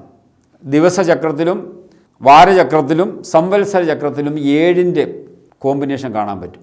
നമുക്കറിയാം, ദിവസചക്രത്തിൽ 7 സമയങ്ങളാണുള്ളത്. സന്ധ്യ, സൂത്താറ, രാത്രി, പ്രഭാതം, 3-ാം മണി, 6-ാം മണി, 9-ാം മണി, 7 സമയങ്ങൾ. അപ്പോൾ ദിവസചക്രത്തിൽ 7 സമയമുണ്ട്. ആഴ്ചയിലും 7 ദിവസങ്ങളുണ്ട്. 7 ദിവസത്തിനും 7 പ്രത്യേകമായ യേശു സംഭവങ്ങളുമായി ബന്ധപ്പെടുത്തി അതിനെ ക്രമീകരിച്ചിരിക്കുന്നു. ഇനിയും വാർഷിക ചക്രത്തിൽ അല്ല സംവത്സര ചക്രത്തിൽ ഇയർലി സൈക്കിളിലും 7 കാലങ്ങളാണ്. കണ്ടോ, വചനിപ്പ് കാലം, എൽദോദനഹ കാലം, വലിയ നോമ്പ് കാലം, ഉയർപ്പ് കാലം, പെന്തിക്കൊസ്തി കാലം, തേജസ്കരണകാലം, സ്ലീബാക്കാലം. അപ്പോൾ യേശുവിൻ്റെ ജനനം മുതൽ യേശുവിൻ്റെ രണ്ടാമത്തെ വരവ് വരെയുള്ള സംഭവങ്ങളെ ധ്യാനിച്ചുകൊണ്ട് ഒരു വർഷക്കാലം യേശുവിനോടൊപ്പം ജീവിക്കുന്നതിന് വിശ്വാസികളെ ഒരുക്കുകയാണ് ഈ ആരാധനക്രമ വത്സരത്തിലൂടെ. അത് ഓരോ കാലത്തെക്കുറിച്ചുമുള്ള ഡീറ്റെയിൽസിൽ കൊടുത്തിട്ടുണ്ട്, നിങ്ങൾ വായിച്ച് കൂടുതൽ മനസ്സിലാക്കുക. അപ്പോൾ 7 കാലങ്ങളിലൂടെ യേശുവിനോടൊപ്പം നമ്മൾ നടക്കുക. യേശുവിൻ്റെ ജനനത്തിലൂടെ ആരംഭിച്ച് അവൻ സ്ലീബായുടെ അടയാളത്തിൽ രണ്ടാമത് വിധിക്കാനായി വരും എന്ന് പറഞ്ഞു വരെയുള്ള സംഭവങ്ങളെ കണക്ട് ചെയ്തുകൊണ്ട് ഒരു വർഷക്കാലം യേശുവിനോടൊത്ത് ജീവിക്കാൻ വിശ്വാസികൾ ഒരുക്കുന്നതാണ്. സഭയുടെ ആരാധനക്രമ കലണ്ടർ, ആരാധനക്രമ പഞ്ചാംഗം, ആരാധനക്രമ വത്സരത്തിലെ 7 കാലങ്ങളുമായി ബന്ധപ്പെടുത്തിയാണ് ക്രമീകരിച്ചിരിക്കുന്നത് എന്ന് നമ്മൾ പ്രത്യേകമായിട്ട് മനസ്സിലാക്കണം. 3-ാം ഭാഗം സഭാചരിത്രം. 3-ാമത്തെ ഭാഗം സഭാചരിത്രത്തിൽ 5 പാഠങ്ങളാണുള്ളത്. 16 മുതൽ 20 വരെയുള്ള പാഠങ്ങൾ സഭാചരിത്രത്തിനായിട്ട് മാറ്റിവെച്ചിരിക്കുകയാണ്. നമ്മൾ കഴിഞ്ഞ ക്ലാസ്സിൽ പഠിച്ച സഭാചരിത്രത്തിൻ്റെ തുടർച്ചയാണ് ഈ ക്ലാസ്സിൽ. കഴിഞ്ഞ ക്ലാസ്സിൽ നമ്മൾ മാർ തോമാസ് ലീഹ ക്രിസ്തു ശിഷ്യൻ കേരളത്തിൽ ഭാരതത്തിൽ വരുന്നതും ഇവിടെ ക്രിസ്ത്യാനിറ്റി ആരംഭിക്കുന്നതും 16-ാം നൂറ്റാണ്ട് വരെയുള്ള സംഭവങ്ങൾ നമ്മൾ കണ്ടു കഴിഞ്ഞു. 16-ാം നൂറ്റാണ്ടിലെ പോർട്ടുഗീസുകാർ ഇവിടെ വരുന്നതും ഇവിടുത്തെ സഭയുടെ മേലവർ ആധിപത്യം നടത്തുന്നതും കൂനംകുരിശ് സംഭവങ്ങളും എല്ലാം നമ്മൾ കഴിഞ്ഞ ക്ലാസ്സിൽ നമ്മൾ പഠിക്കുകയുണ്ടായി. അതിൻ്റെ തുടർച്ചയാണ് ഈ 7-ാം ക്ലാസ് നമ്മൾ ആരംഭിക്കുക. 16-ാം പാഠം ഉദയംപേരൂർ സൂനോദോസ്. പോർട്ടുഗീസുകാർ ഇവിടെ വരുന്നതും ഇവിടുത്തെ സഭയുമായി അവർ ബന്ധപ്പെടുന്നതുമായ സംഭവങ്ങൾ പറഞ്ഞുകൊണ്ടാണ് നമ്മൾ കഴിഞ്ഞ 6-ാം ക്ലാസ് നമ്മൾ സഭാചരിത്രം അവസാനിപ്പിച്ചത്. 7-ാം ക്ലാസ്സിൽ പോർട്ടുഗീസുകാർ ഇവിടെ വന്ന് ഇവിടുത്തെ സഭയുടെ മേൽ ആധിപത്യം നേടുന്നതും ഒരു സൂനോദോസ് വിളിച്ചുകൂട്ടി സഭയുടെ മേൽ അധികാരം സ്ഥാപിക്കുന്നതുമായ സംഭവമാണ് 16-ാമത്തെ പാഠത്തിൽ നമ്മൾ കാണുക. Geevarghese arch deacon Menezes മലങ്കരയിലേക്ക്, Udayamperoor സൂനോദോസിൻ്റെ ഒരുക്കം, സൂനോദോസ് നടപടികൾ, സൂനോദോസിന് ശേഷമുള്ള സംഭവങ്ങൾ, ഉദയംപേരൂർ സൂനോദോസും മലങ്കര സഭയിൽ നടന്ന പരിവർത്തനങ്ങളും, മലങ്കര സഭയിൽ 16 നൂറ്റാണ്ടുകാലം നടത്തിക്കൊണ്ടിരുന്ന ആചാരാനുഷ്ഠാനങ്ങളെ ഉദയംപേരൂർ സൂനോദോസ് പലതും മാറ്റിക്കളഞ്ഞു. അങ്ങനെ ജനങ്ങളുടെ ഇടയിൽ വലിയ അസ്വസ്ഥത ഉദയംപേരൂർ സൂനോദോസ് കൂടി രൂപപ്പെടുന്ന കാര്യം പറഞ്ഞുകൊണ്ടാണ് ഈ 16-ാമത്തെ പാഠം അവസാനിക്കും. 17-ാമത്തെ പാഠം ഉദയംപേരൂർ സൂനോദോസിന് ശേഷം രൂപപ്പെട്ട ചില അടിസ്ഥാന പ്രശ്നങ്ങളിലും പ്രതിസന്ധികളിലും അസ്വസ്ഥരായിരുന്ന ഇവിടുത്തെ വിശ്വാസികൾ ഒരു സത്യം ചെയ്യുന്നതിനായിട്ട് ഇവരെ പുറപ്പെടുകയാണ്.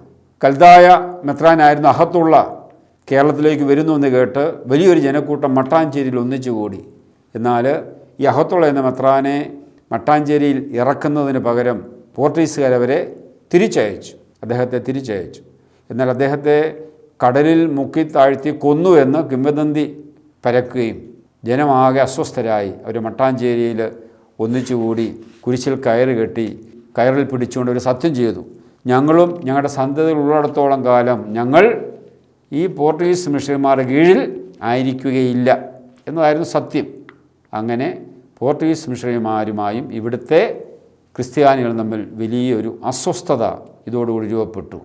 കൂനംകുരി സത്യത്തെ എന്നാൽ തെറ്റായി പഠിപ്പിക്കുന്ന സഭകളുണ്ട്. ഓർത്തഡോക്സ് യാക്കോബായ, മർത്തോമ, CSI സമൂഹങ്ങൾ ഈ കൂനംകുരി സത്യത്തെ അവർ പറയുന്നത് ഇത് റോമ മാർപ്പാപ്പായ്ക്കെതിരെയുള്ള സത്യമായിരുന്നു. ഞങ്ങളുടെ സന്ധ്യ ഉള്ളിടത്തോളം കാലം റോമ മാർപ്പാപ്പായ്ക്ക് ഞങ്ങൾ അധീനരായിരിക്കേയില്ല എന്നാണ് പറഞ്ഞതെന്നാണ് അവർ പഠിപ്പിക്കുക. കാരണം റോമിനോടും കത്തോലിക്ക സഭയോടുള്ള വിദ്വേഷം വളർത്താൻ അവർ കണ്ടെത്തിയ ഒരു മാർഗമാണത്. എന്നാൽ ചരിത്രത്തിൽ ഒരിടത്തും റോമ മാർപ്പാപ്പയുമായി ബന്ധപ്പെട്ടൊരു പ്രഖ്യാപനം ഇവിടെ ഉണ്ടായിട്ടില്ല. റോമ മാർപ്പാപ്പയുമായി ഇവിടുത്തെ ജനത്തിന് ഒരു വഴക്കും ഇല്ല. അതിനുശേഷവും റോമ മാർപ്പാപ്പയെ അംഗീകരിക്കുകയും പ്രശ്നപരിഹാരത്തിനായിട്ട് റോമ മാർപ്പാപ്പയ്ക്ക് കത്തയക്കുകയും ചെയ്തിട്ടുണ്ട്. അപ്പോൾ കൂനംകുരി സത്യത്തിനുള്ള പശ്ചാത്തലങ്ങളും അതുമായി ബന്ധപ്പെട്ട വിഷയങ്ങളുമാണ് 17ാമത്തെ പാഠത്തിൽ ഫ്രാൻസിസ് റോസ് എന്ന മെത്രാൻ, ബ്രിട്ടോയും ഗാർസിയായും കൂനംകുരിശ് സത്യം 1963 ജനുവരി 3 വെള്ളിയാഴ്ച ദിവസമായിരുന്നു കൂനംകുരിശ് സത്യം. കൂനംകുരിശിന് ശേഷം 1653 മെയ് മാസം 22 ആലങ്ങാട്ട് പള്ളിയിൽ വെച്ച് 12 വൈദികർ ചേർന്ന് തോമ ആർച്ച് മെത്രാനായി വാഴിച്ചു. കൂടെ 4 ആലോചനക്കാരെയും നിയമിച്ചു. എന്നാൽ പോർട്ടുഗീസ് മിഷണറിമാർ പിന്നീട് ആലോചനക്കാരിൽ ഒരുവനായിരുന്ന പറമ്പിൽ ചാണ്ടിക്കത്തനാരെ കടുത്തുരുത്തിയിൽ പള്ളിയിൽ വെച്ച് സെബസ്ത്യാനി മെത്രാനായിട്ട് വാഴിച്ചു. സ്വന്തം സമൂഹത്തിൽപ്പെട്ട ഒരാളെ മെത്രാനായി ലഭിച്ചതുകൊണ്ട് ഭൂരിഭാഗം ആളുകളും ചാണ്ടിക്കത്തനാരെ മെത്രാനായിട്ട് അംഗീകരിച്ചു. എന്നാൽ തോമ ആർച്ച് അംഗീകരിക്കുന്ന വേറൊരു വിഭാഗവും ഉണ്ടായി. തോമ ആർച്ച് അംഗീകരിക്കുന്നവരെ ക്രമേണ പുത്തൻകൂറ്റുകാരെന്ന് അറിയപ്പെടാൻ തുടങ്ങി. പറമ്പിൽ ചാണ്ടിമെത്രാനെ അംഗീകരിച്ചവർ പഴയ കൂറ്റുകാരെന്ന പേരിലും അറിയപ്പെടാൻ തുടങ്ങി. തോമ ആർച്ച് കൂടെ ഉണ്ടായിരുന്ന പുത്തൻകൂർ സമുദായം പിന്നീട് 1665 അന്ത്യോക്യയുമായി ബന്ധം സ്ഥാപിക്കുകയും മാർ ഗ്രിഗോറിയോസിനെ 1665 ഇവിടെ സ്വീകരിക്കുകയും ചെയ്തതോടുകൂടി യാക്കോബായ ബന്ധം ആരംഭിച്ചു. അതുമായി ബന്ധപ്പെട്ട ചരിത്ര സംഭവങ്ങളെല്ലാം തന്നെ ഈ പാഠത്തിൽ പ്രത്യേകമായിട്ട് കൊടുത്തിട്ടുണ്ട്. അതിനുശേഷം പുത്തൻകൂർ ചരിത്രം 1653 ശേഷം 1665 ഒരു അന്ത്യോക്യൻ ബിഷപ്പ് ഇവിടെ വരുന്നതും അങ്ങനെ യാക്കോബായ സഭ ഇവിടെ ആരംഭിക്കുന്നതും പുത്തൻകൂർ പഴയകൂർ എന്നീ 2 വിഭജനങ്ങൾ സഭയിലുണ്ടാകുന്നതുമൊക്കെ ഈ പാഠത്തിൽ പ്രത്യേകമായിട്ട് കൊടുത്തിരിക്കുകയാണ്. കത്തോലിക്ക സഭയുടെ കൂട്ടായ്മയിൽ നിന്ന് മാറി അന്ത്യോക്യൻ ബന്ധം സ്ഥാപിക്കുകയും അന്ത്യോക്യൻ യാക്കോബായ മെത്രാനെ സ്വീകരിക്കുകയും 1665 മാർ ഗ്രിഗോറിയോസ് എന്ന് പറയുന്ന യാക്കോബായ മെത്രാനെ സ്വീകരിച്ച് അദ്ദേഹത്തിൻ്റെ കൂട്ടായ്മയിൽ അവർ വളരുകയും അങ്ങനെ പുതിയ വിശ്വാസ ബന്ധം രൂപപ്പെടുത്തുകയും ചെയ്തവരെ പുത്തൻകൂറ്റുകാരെന്നറിയപ്പെട്ടു. നേരത്തെ ഉണ്ടായിരുന്ന വിശ്വാസികൾ അവർ റോമ സഭയോടും മിഷണറിമാരോടും ബന്ധപ്പെട്ട് അവർ നിലനിന്നു. അവരെ പഴയകൂർ എന്ന പേരിലും അറിയപ്പെട്ടു. അപ്പോൾ പുത്തൻകൂർ സമുദായം ഒരു വശത്തൂടെ വളർന്നു, പഴയകൂർ മറ്റു വശത്തൂടെ വളർന്നു. അങ്ങനെ 2 സഭയായി 1665 ശേഷം സഭ വളർന്നു എന്ന് നമുക്ക് കാണാനായിട്ട് സാധിക്കും. ഇതിൻ്റെ തുടർച്ച നമുക്ക് 19ാം പാഠം പുത്തൻകൂർ സമൂഹത്തിലെ പിളർപ്പുകൾ. പുത്തൻകൂർ സമൂഹത്തിൽ നിരവധിയായ പിളർപ്പുകൾ സഭയിലുണ്ടായി.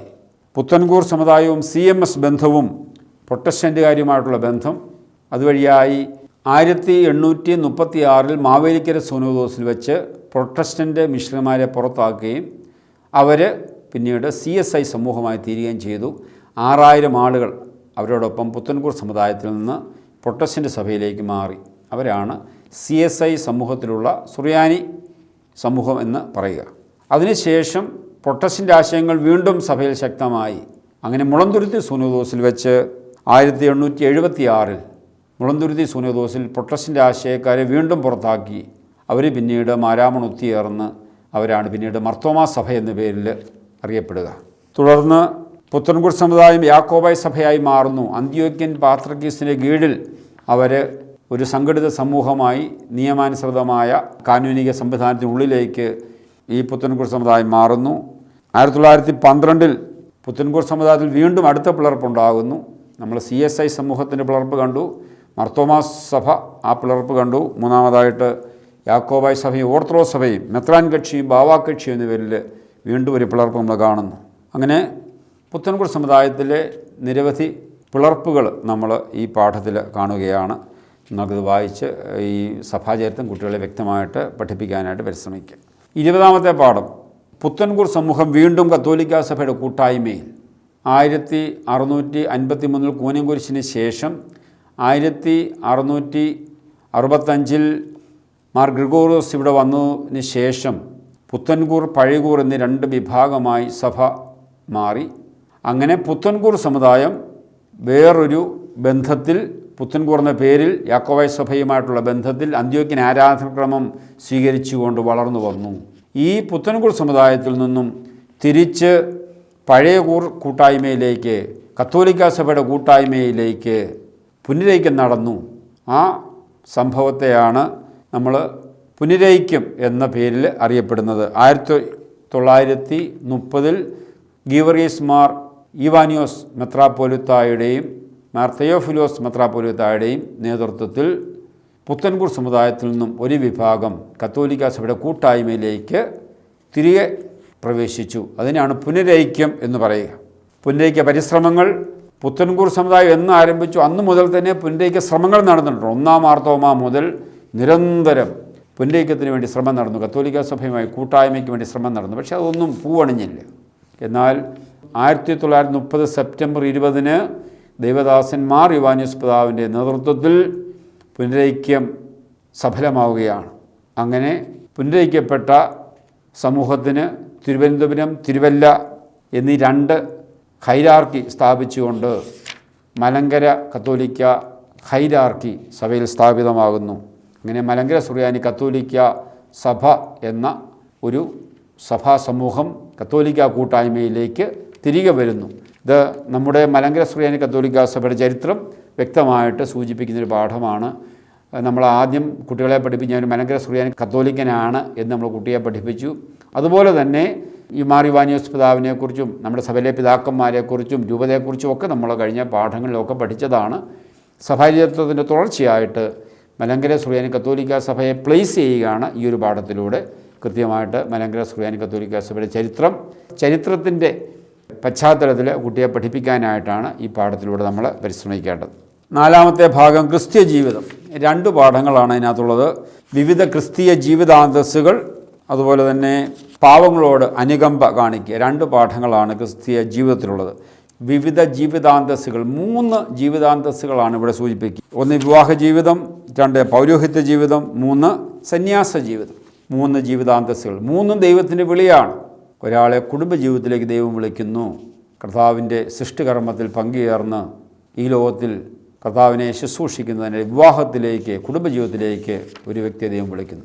അതുപോലെ തന്നെ മനുഷ്യവംശത്തിന് പൗരോഹിത്യ ശുശ്രൂഷ ചെയ്യാൻ, കർത്താവിൻ്റെ പ്രവാചക പുരോഹിത രാജകീയ ദൗത്യം തുടരാൻ പ്രത്യേകം വിളിച്ച് വേർതിരിക്കപ്പെടുന്ന ഒരു ശുശ്രൂഷയാണ് പൗരോഹിത്യം. ജനത്തിന് പൗരോഹിത്യ ശുശ്രൂഷ നിർവഹിക്കാനായി, ശുശ്രൂഷ പൗരോഹിത്യത്തിനായി പ്രത്യേകം വിളിച്ച് വേർതിരിക്കപ്പെട്ടവർ. 3ാമതായിട്ട് സന്യാസ ജീവിതം. യേശുവിനോട് ചേർന്ന് ഒരു പൂർണ്ണ ശിഷ്യത്വം ജീവിക്കാനായിട്ട് സ്വയം സമർപ്പിതരായ വ്യക്തികളെയാണ് സന്യാസികൾ എന്ന് പറയുക. പൂർണ്ണമായൊരു ഉപേക്ഷണം അവരുടെ ഭാഗത്തു നിന്നുണ്ട്. സന്യാസം എന്ന വാക്കിൻ്റെ അർത്ഥമാണ് പൂർണ്ണമായി ത്യജിക്കുക, ഉപേക്ഷിക്കുക. അപ്പോൾ യേശുവിന് വേണ്ടി പൂർണ്ണമായി ത്യജിച്ച് യേശുവിൻ്റെ ശിഷ്യത്വം പൂർണ്ണമായി സ്വീകരിക്കാൻ സമർപ്പിതരായവരാണ്. അപ്പോൾ നിങ്ങൾ ഈ പാഠം പഠിപ്പിക്കുമ്പോൾ കുഞ്ഞുങ്ങളോട് പ്രത്യേകം പറയണം, എല്ലാവരും സന്യാസിമാരാകാനോ എല്ലാവരും പുരോഹിതരാകാനോ എല്ലാവരും വിവാഹം കഴിക്കാനോ ദൈവം ആഗ്രഹിക്കുന്നില്ല. ഓരോരുത്തരും വിളി തിരിച്ചറിയുക. അങ്ങനെ ദൈവത്തിൽ നിന്ന് എൻ്റെ വിളി എന്താണ് എന്ന് നമ്മൾ മനസ്സിലാക്കണം. കുടുംബജീവിതത്തിലേക്കുള്ള വിളിയാണോ, പൗരോഹിത്യത്തിലേക്കുള്ള വിളിയാണോ, സന്യാസത്തിലേക്കുള്ള വിളിയാണോ ദൈവം എനിക്ക് തന്നിരിക്കുന്നത് എന്ന് ദൈവസന്നിധിയിൽ നാം ആലോചിക്കുകയും പ്രാർത്ഥിക്കുകയും ദൈവത്തോട് നമ്മൾ ആലോചന നടത്തുകയും വേണം. അങ്ങനെ നമ്മുടെ ജീവിതാന്തസ്, നമ്മൾ ഏത് അന്തസ്സാണ് സ്വീകരിക്കേണ്ടതെന്ന് നമ്മൾ കുഞ്ഞുങ്ങളെ നിങ്ങൾ പ്രോത്സാഹിപ്പിക്കണം, അത് പഠിപ്പിക്കണം. കുടുംബജീവിതത്തിൽ പ്രവേശിക്കുന്നത് തന്നെ പ്രധാനപ്പെട്ടതാണ്. പൗരോഹിത്യത്തിലേക്ക്, ശുശ്രൂഷ പൗരോഹിത്യത്തിൽ പ്രവേശിക്കുക, അതുപോലെ സന്യാസത്തിലേക്ക് പ്രവേശിക്കുക. അതിന് കുട്ടികളെ നിങ്ങൾ പ്രത്യേകം ഈ പാഠത്തിലൂടെ നിങ്ങൾ മോട്ടിവേറ്റ് ചെയ്യണം എന്ന് പ്രത്യേകമായിട്ട് ഓർപ്പിക്കട്ടെ. അടുത്ത പാവങ്ങളോട് കരുണ കാണിക്കുക. യേശുവിൻ്റെ ജീവിതത്തിലെ ഏറ്റവും വലിയ പ്രത്യേകത യേശുവിൻ്റെ കാരുണ്യമാണ്. ഏത് വ്യക്തിയോടും കർത്താവ് കാണിക്കുന്നൊരു കാരുണ്യമുണ്ട്. പ്രയാസത്തിലും ദുഃഖത്തിലും വിശപ്പിലും രോഗത്തിലും ആയിരിക്കുന്നവരോട് കർത്താവ് കാണിക്കുന്ന കാരുണ്യം. അധ്വാനിക്കുന്നതിനും ഭാരം ചുമക്കുന്നവരെ നിങ്ങൾ എൻ്റെ അടുക്കൽ വരുവീൻ, ഞാൻ നിങ്ങളെ ആശ്വസിപ്പിക്കാം. വേദനിക്കുന്നവരോട്, രോഗികളോടൊക്കെ കാരുണ്യം കാണിക്കുന്ന യേശു, പ്രത്യേകിച്ച് പാവങ്ങളോട്, വെലിക്കെട്ടും പുറത്തു നിൽക്കുന്നവരോട്, ഒരു വിധത്തിലും സമൂഹത്തിൽ പേരും പ്രശസ്തിയും അംഗീകാരവും ഇല്ലാത്തവർ, അവരോടൊക്കെ യേശുവിൻ്റെ ആ കാരുണ്യം നമ്മളിലൂടെ തുടരണം. യേശു ഒരു മനുഷ്യസ്നേഹി എന്ന നിലയിൽ എല്ലാ മനുഷ്യരോടും കാരുണ്യം കാണിക്കാനും എല്ലാവരെയും ബഹുമാനിക്കാനും ആദരിക്കാനും നമുക്ക് കടമയുണ്ട്.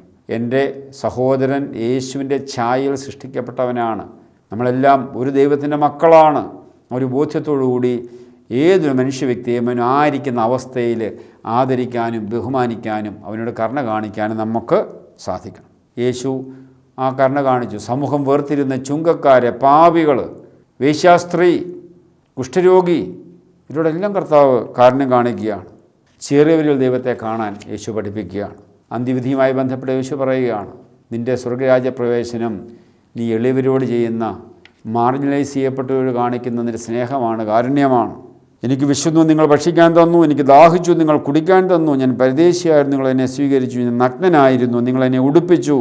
ഞാൻ രോഗിയായിരുന്നു, നിങ്ങൾ എന്നെ സന്ദർശിച്ചു. ഞാൻ കാരാഗൃഹത്തിലായിരുന്നു, നിങ്ങൾ എൻ്റെ അടുത്ത് വന്നു. യേശുവിൻ്റെ കാരുണ്യം, നമ്മുടെ സമൂഹത്തിലെ ഏറ്റവും എളിയവരോടുള്ള നമ്മുടെ സ്നേഹം, കാരുണ്യം, ഇതൊക്കെ കുഞ്ഞുങ്ങളെ പഠിപ്പിക്കുക. ഒരു മനുഷ്യത്വം നമ്മുടെ ഉള്ളിലുണ്ടാകുവാൻ കുഞ്ഞുങ്ങൾക്ക് ബോധ്യം നൽകുക. ഒരു മനുഷ്യനെയും അവഗണിക്കുകയോ തള്ളിക്കളയുകയോ ചെയ്യാത്ത ഒരു മനുഷ്യത്വത്തിൻ്റെ ഒരു ഭാവം കുട്ടികളുടെ ഉള്ളിൽ വളർത്താനായിട്ട് ഈ പാഠം ഉപകരിക്കണം. അതുമായി ബന്ധപ്പെട്ട വിശുദ്ധരുടെ സാക്ഷ്യങ്ങളൊക്കെ, ഫാദർ ഡാമിയൻ, അതുപോലെ തന്നെ മദർ തെരേസ, ഇവരുടെയൊക്കെ സാക്ഷ്യങ്ങൾ, പാവങ്ങളോടും ഒക്കെയുള്ള അവരുടെ കാരുണ്യത്തിന് വലിയ സമർപ്പണം കുട്ടികൾക്ക് ബോധ്യമാക്കി കൊടുക്കുക. അവസാനം പ്രാർത്ഥനകൾ, എൻ്റെ ദൈവമേ നീ എൻ്റെ ദൈവമാകുന്നു എന്നുള്ള നമ്മൾ പ്രഭാത പ്രാർത്ഥനയ്ക്ക് ചൊല്ലുന്ന സങ്കീർത്തനം 19 മസ്മൂറ, നമ്മൾ പ്രഭാത പ്രാർത്ഥന ചൊല്ലുന്ന ആകാശങ്ങൾ ദൈവത്തിൻ്റെ മഹത്വത്തെ അറിയിക്കുന്നു, ആകാശത്തട്ട എൻ്റെ കൈവേലയെ കാണിക്കുന്നു. കർത്താവിനൊരു പുതിയ പാട്ടിനെയും അവൻ്റെ സ്തുതിയെ ഭൂമിയുടെ അതിർത്തിൽ നിന്നും പാടുവീൻ എന്നുള്ള ആ സങ്കീർത്തനം. 113 സങ്കീർത്തനം, പ്രകാശത്തിൻ്റെ സൃഷ്ടാവിന് സ്തുതി, 1 മുതൽ 9 വരെയുള്ള വാക്യങ്ങൾ. ഈ സങ്കീർത്തനങ്ങളാണ് പ്രത്യേകമായിട്ടും ഈ പുസ്തകത്തിൽ പ്രാർത്ഥനയായിട്ട് നൽകിയിരിക്കുക. അപ്പോൾ 4 ഭാഗങ്ങളിലായിട്ട് 22 പാഠങ്ങൾ, ബൈബിള്, ആരാധനക്രമം, സഭാചരിത്രം, ക്രിസ്ത്യ ജീവിതം. ഇതിൽ ബൈബിളിൻ്റെ ഭാഗത്ത് സുവിശേഷത്തിൽ യേശുവിനെ അവതരിപ്പിക്കാനായിട്ട് ശ്രമിച്ചിരിക്കുകയാണ്. അത് ക്രമമായും കൃത്യമായും കുട്ടിയെ പഠിപ്പിക്കാനാണ് ശ്രമിക്കുക. യേശു രക്ഷകനാണ്, ലോകരക്ഷകനാണ്. യേശു പൂർണ്ണ ദൈവവും പൂർണ്ണ മനുഷ്യനുമാണ്. അപ്പോൾ സുവിശേഷങ്ങൾ അവതരിപ്പിച്ചിരിക്കുന്ന ചരിത്രപുരുഷനായ യേശു. അതിനെ തുടർന്ന് യേശുവിൻ്റെ പെരുന്നാളുകൾ, മാറനായ പെരുന്നാളുകൾ, ആരാധനക്രമ വത്സരം, സഭാചരിത്രത്തിൽ ഉദയംപേരൂർ സൂനോദോസ് മുതലുള്ള പുനരൈക്യം വരെയുള്ള സഭാചരിത്രം, അവസാനമായിട്ട് ക്രിസ്ത്യ ജീവിതം. ഈ പാഠങ്ങളിലൂടെ കുട്ടിക്ക് അടിസ്ഥാനപരമായ ബോധ്യങ്ങൾ നൽകാനാണ് ഈ പാഠത്തിലൂടെ നമ്മൾ ശ്രമിക്കുക. അതിൻ്റെ അധ്യാപക സഹായി രക്ഷിക്കുന്ന ദൈവം എന്ന പേരിൽ 7ാം ക്ലാസ് അധ്യാപക സഹായി നമുക്കുണ്ട്. അത് കാതോലിക്കേറ്റിലും നിങ്ങളുടെ രൂപതാ കേന്ദ്രങ്ങളിൽ ലഭിക്കുന്നതാണ്. ഇത് വായിച്ചൊരുങ്ങി നിങ്ങൾ കുട്ടികളെ പഠിപ്പിക്കുക. തുടക്കത്തിൽ ഞാൻ സൂചിപ്പിക്കുകയുണ്ടായി, നിങ്ങൾ ഈ പുസ്തകം പഠിപ്പിക്കുമ്പോൾ നിങ്ങൾ നിർബന്ധമായും കുട്ടികളോട് ബൈബിൾ കൊണ്ടുവരാൻ പറയണം, സുവിശേഷങ്ങൾ എടുപ്പിക്കണം. മത്തായി, മർക്കോസ്, ലൂക്കോസ്, യോഹന്നാൻ സുവിശേഷങ്ങൾ എടുപ്പിച്ച് വായിപ്പിക്കണം. അങ്ങനെ സുവിശേഷവുമായും ബൈബിളുമായും ഒരു പരിചയം കുട്ടിക്ക് ഉണ്ടാകുവാനായിട്ട് പ്രത്യേകമായിട്ട് നിങ്ങൾ ശ്രദ്ധിക്കണം. വിശുദ്ധ ലിഖിതത്തിലൂടെ യേശുവിനെ കൂടുതൽ മനസ്സിലാക്കുവാനായിട്ട് കുട്ടികൾക്ക് ബോധ്യം നൽകണം. ഈ എപ്പിസോഡ് ഇവിടെ അവസാനിക്കുകയാണ്. എല്ലാവരെയും ദൈവം ധാരാളമായിട്ട് അനുഗ്രഹിക്കട്ടെ.